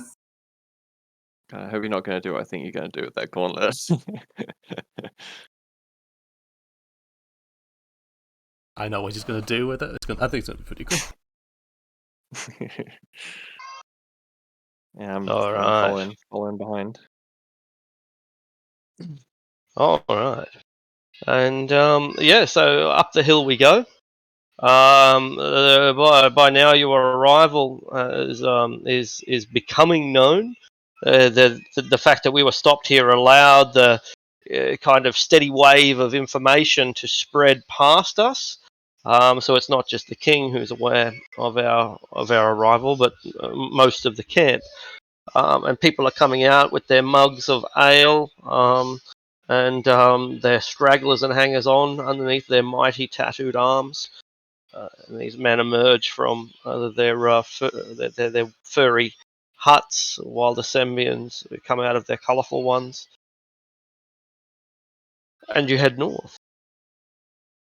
You don't stop until you get to the king's tent, right? Nope, don't stop at all. No distractions.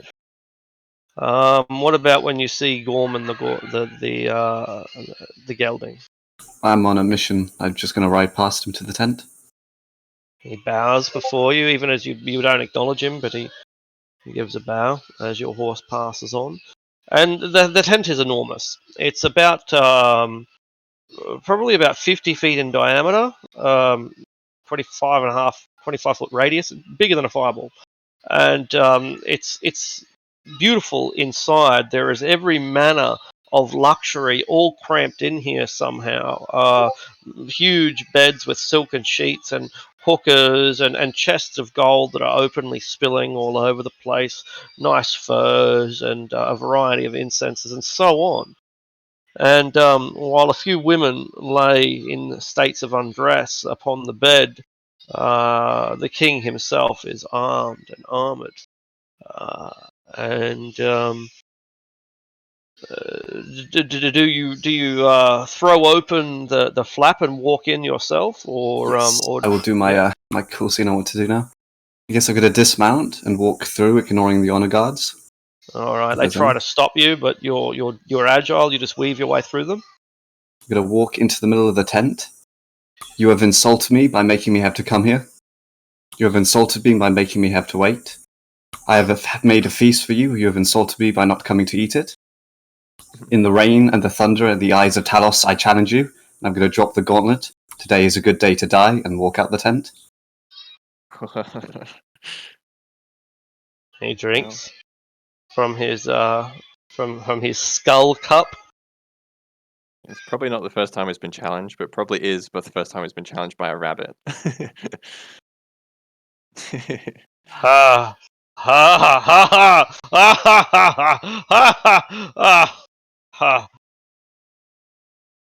I want that rabbit to be my jester. He can be my fool. He is very funny. I guess outside the tent, I'll be strapping on my shield, getting out my rapier, and then just standing there in the battle position. Standing there, shield on the ground and sword in front. I think Waiting in the rain. serious. Are He you sure doesn't you come want to out. do this, Finnick? The coward will take the challenge. It does not matter how long I need to wait here. One of us will not be leaving this place alive.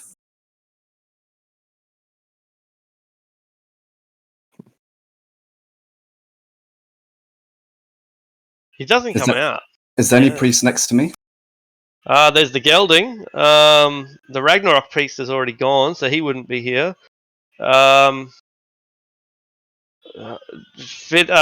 Flightless, are you a priest? I meant like Seal? Talos priests. Are there Talos priests? There must be cultists, even if there's not priests, then there are at least cultists. I guess with this, I'm going to put my.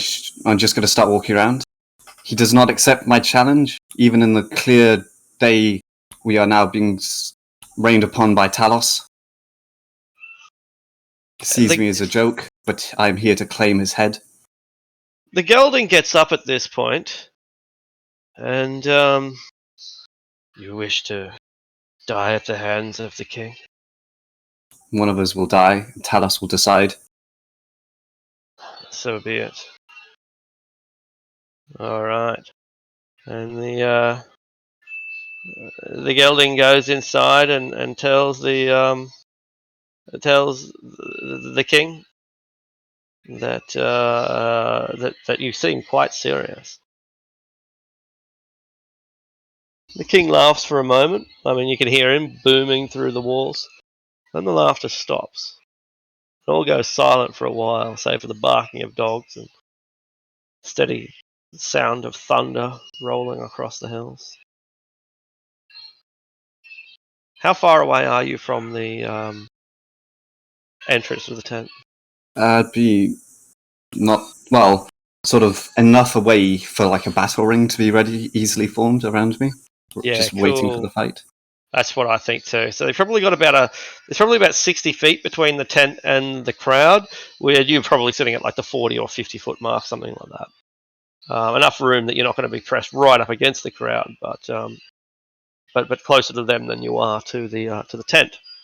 And he emerges.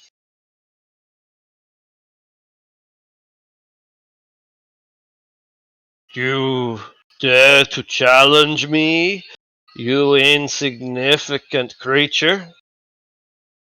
Just going to throw insults, or are we going to fight like men and have one of us prove their mettle? Talos is watching us, he says to all who are around. Talos will witness the glory of my victory.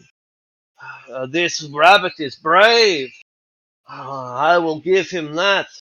And for that, we will send him to Valhalla.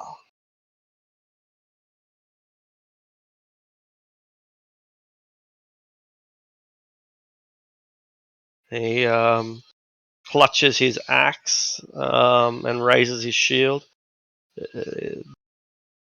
His armor is ruined, as his shield is. Yeah, I'm ready. All right. Roll for initiative. I guess the rest of us are watching from the crowd. How far away did you want to be from him? Like 50 feet was the default, but you have time to position yourself where you want to be if that's not adequate. No, 50 is good enough. 50's good. Yep, cool. Probably 50 suits you, I think. And the king doesn't fear you, so he hits his hacks on his shield. Right, I'm gonna be right back a moment. Hopefully I don't come back to a dead rabbit. Right, okay, so I guess I'm going first, right? Yeah, that's right, from 50 feet away. Going to use my first action to drink a potion of haste, Excellent. and my second action to give myself some temporary hit points. Excellent. He casually moves towards you. He moves 30 feet. He takes And the I was dodge going to use a action. bonus action to do Yep. Hunter's Mark on him. Excellent. Your preparations just cause him to... He casually moves forward, doesn't take the dash action, just casually moves forward. And because he doesn't take any action at all, he is dodging by default. It's your go again. He's going to take the dodge action. Technically, yeah. He moves 30 feet, so he's now 20 feet away from you. And because he doesn't do anything at all, he is dodging. Default.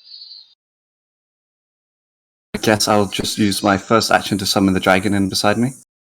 That impresses people. And I will also take a dodge action as my second action. Hit the dodge action. Very good. Well, are you going to just stand there? Come and fight me! Is it not the job of the defendant to come to the attacker? Defend your honor. Come at me, scum. Make a wisdom saving throw.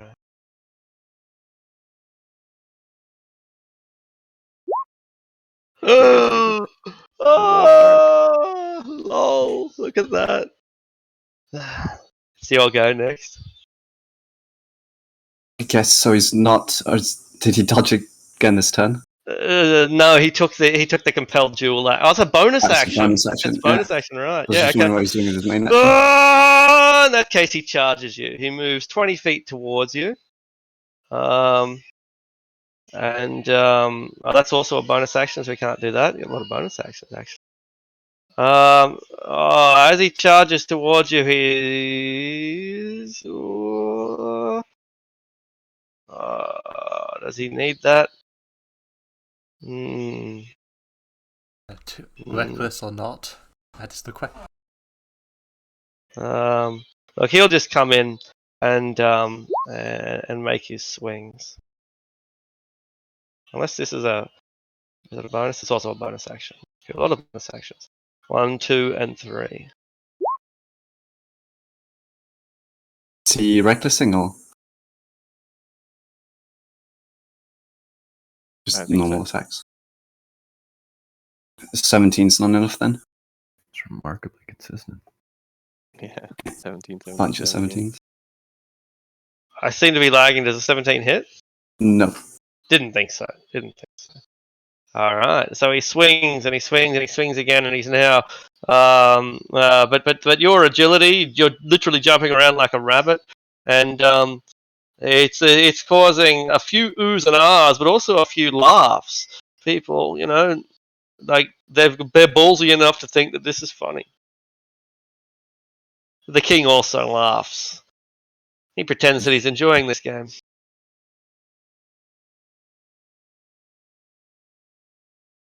Guess I will stab him twice. Yeah, that'll do it. Ooh, Actually, 30. 3 times because I have 3. His armor class is 22. So that's 2 hits, right? 2 hits. To think Just need I to was add worried. some damage. The rogue adding his damage bonuses. Yeah. I need to add up as Hunter's Mark. I couldn't find Hunter's Mark for a second there. And the draconic reaction as well. I've got way too many things. Oh, Right, wait, so- but the second one, he will use his parry on. So only the That's crit fine. will hit. He effectively has 28 AC. That's pretty good. Pretty nuts. But only once a round. 52 damage. That's pretty sweet. 52, is it? Cool. I see you are a contender. It would have been... you could have joined my court. Valuable advisor. It's going to be my court very soon, old man. And then the dragon bite. That's my turn. Alright. Well, we shall see about that.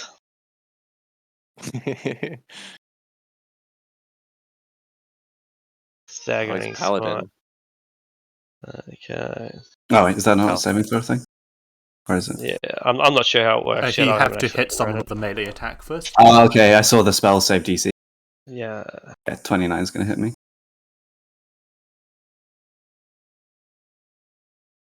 Cool. Spell description. Oh, I've already posted it, didn't I? Extra 46 psychic damage. Make a wisdom. So you don't take half damage, is it? No. It doesn't matter because you failed the whiz save anyway, I guess. No, I was going to inspiration the wisdom saving throw, but I didn't know if I had to do it or not. Yeah, you can. It doesn't reduce the damage, but on a failed save you have disadvantage, etc., etc. So you don't suffer those disadvantages. You still suffer the full damage. So 17 plus 17 is 34. 44? Yeah, 44 Sure. damage. That's the first attack. That's pretty brutal. The next one, He's not playing around anymore. 25 hits. 25 damage. And a miss.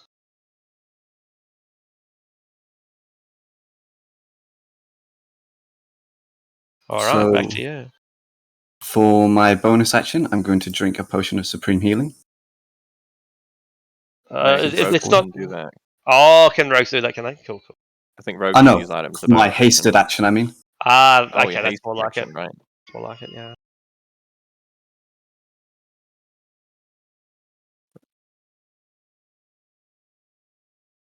I think it might be thief actually. specifically that Yeah, uses items safe. as a bonus action.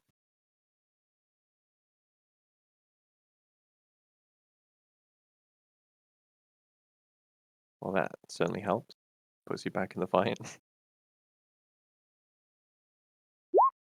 2 more stabs. Just the one. Oh, and I'm going to use my reaction to also stab him back as part of the Blood Fury thing.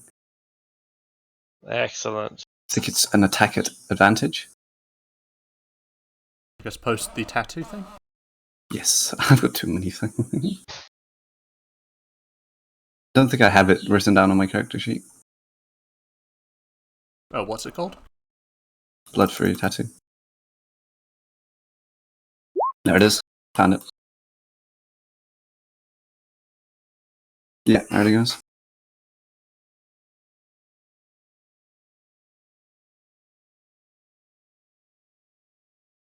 So it does extra damage. Oh, look at that roll. That's pretty lousy. I think the 25 So- hits though, because he'll parry it. Yeah, he parries it. Yeah.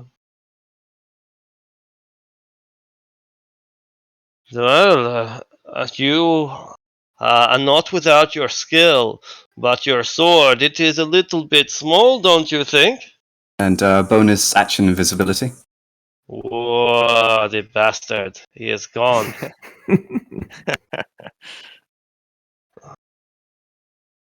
I smell you, rabbit! You smell delicious!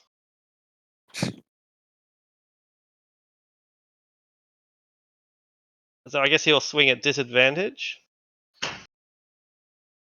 Yes, I think so. You're invisible. Unless they got like a feat or something. 26. Yes, that hits. Wow. That's gonna force a concentration check. I don't think I'm concentrating on invisibility, am I? For Ranger? I don't think Depends if you cast it as a spell or not. No, I used like a Rachel feature. it's a class feature of the range at high levels. He's just invisible. Yeah, okay, cool. Yeah, it doesn't say anything about concentration then. As far as I can see, you can magically become invisible along with any equipment. You can use this feature. Till the start of your next turn. You're pretty sure that that's it doesn't cancel it out. No. All right. So second attack, 16 won't do it, and a 31, 26. 26 hits. This isn't going well. I think I just lose, to be honest. It's not going well at all for me. That first one isn't a crit, so you wouldn't take quite as No, much as first it one's not a should. good call. So it'll be 27 and an extra 31, 58. 58. It's pretty severe. Is everybody raptly paying attention to this fight? Loving it. Yeah, like the fact that the rabbit went invisible is causing a lot of guffaws and it's a lot of great spectator sport when one of them's invisible. But they all hear the crunch when the axe connects. A spray of blood. Right, I guess I become uninvisible. No, you're just. Do you become visible if you get hit? No, I meant but at for the my start, turn, right? start of his turn. Yeah. Yeah. Guess I will drink another potion of supreme healing. That helps. They're going to run out of those pretty quick, though, I think. Bonus action invisibility, action attach poison to my blade. Excellent. And I will excellent. also move out of range. All right. So when you're invisible, but you're moving, you don't provoke attacks of opportunity, but you still leave behind footprints. For example, it's raining like it is. There's still an outline of you. So unless you take the hide action, people can still basically know where you are. He does have a disadvantage though, so he has to chase you down. But there's nothing that prevents him from basically hunting you down, essentially. I'm just going to move a full 35 away from him and hope that's just outside of his movement range. So they Good just idea. dash to get within range. Good idea. And he says, Talos, witness me. I am the master of Gloriana. I am the Soul King. And there will be no pretenders in my domain. launches a thunder orb at you. That's one way to avoid making an attack roll. But you make a dex save instead. Okay, do you take half damage on a successful save? Yeah, looks like it. Yeah, so I'm thinking of a rogue rather. Do you take 0 damage on a successful save? What I meant to say. No, Other than that, 72, which is halved to 36. Unless you have some resistance against the lightning or thunder.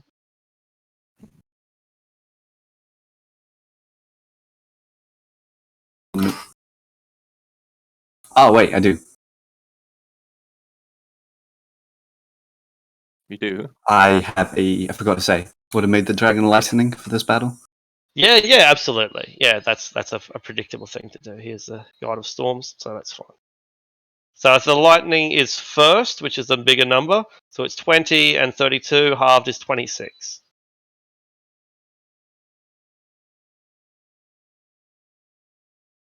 And he moves towards you casually, so he's now only 5 feet away from I guess action, potion of supreme haste. Supreme haste. you. Is that your last one? Yeah. Oh dear. Then, if I bonus action invisible and then attack him, is that like an advantage? There's nothing wrong with that, yeah, and you'll get you get advantage. Yeah. I will do that. 27 hits, 26 hits. Cool. He So on the can parry first one one, of them. there's a He can't. I don't think he can parry something he can't see. Actually, I'll check that out. Where's parry? It must see the attacker. Alright, they both hit. so he needs to make a con saving throw. Here we go. This is where you have a chance. This is where you have a chance. Saving Shank him with a throws. poison rapier. Oh no, that's sad. So Turning that's things the around. first one. There's the second one. Oh, 66 and 82. Oh wait, when you put poison on a Shit. blade, how many attacks does it get with the blade? I can't remember now. Only Is it one. one? Only one. Okay. Re-roll Just the one. second one. Re-roll the second damage because that should not be Sure. enough poison. Yeah, cool. Yeah. So it'll be the 56 and then the 22. Okay, 56 and 22 is 59. 70. So it's 81, 66. So 66 88, and 29. 88, 95. 95. All right, 95 it is. He is staggered. And it looks like he is going to go down. Is that purple worm poison you just shanked him with? Yes. I'm so happy I kept hold of that. What, is he down? No. Nearly Ah, dang. He nearly falls. He goes down onto one knee and he gets staggered. Poison! I have been poisoned! But he gets back onto his feet. And for that, now you shall die.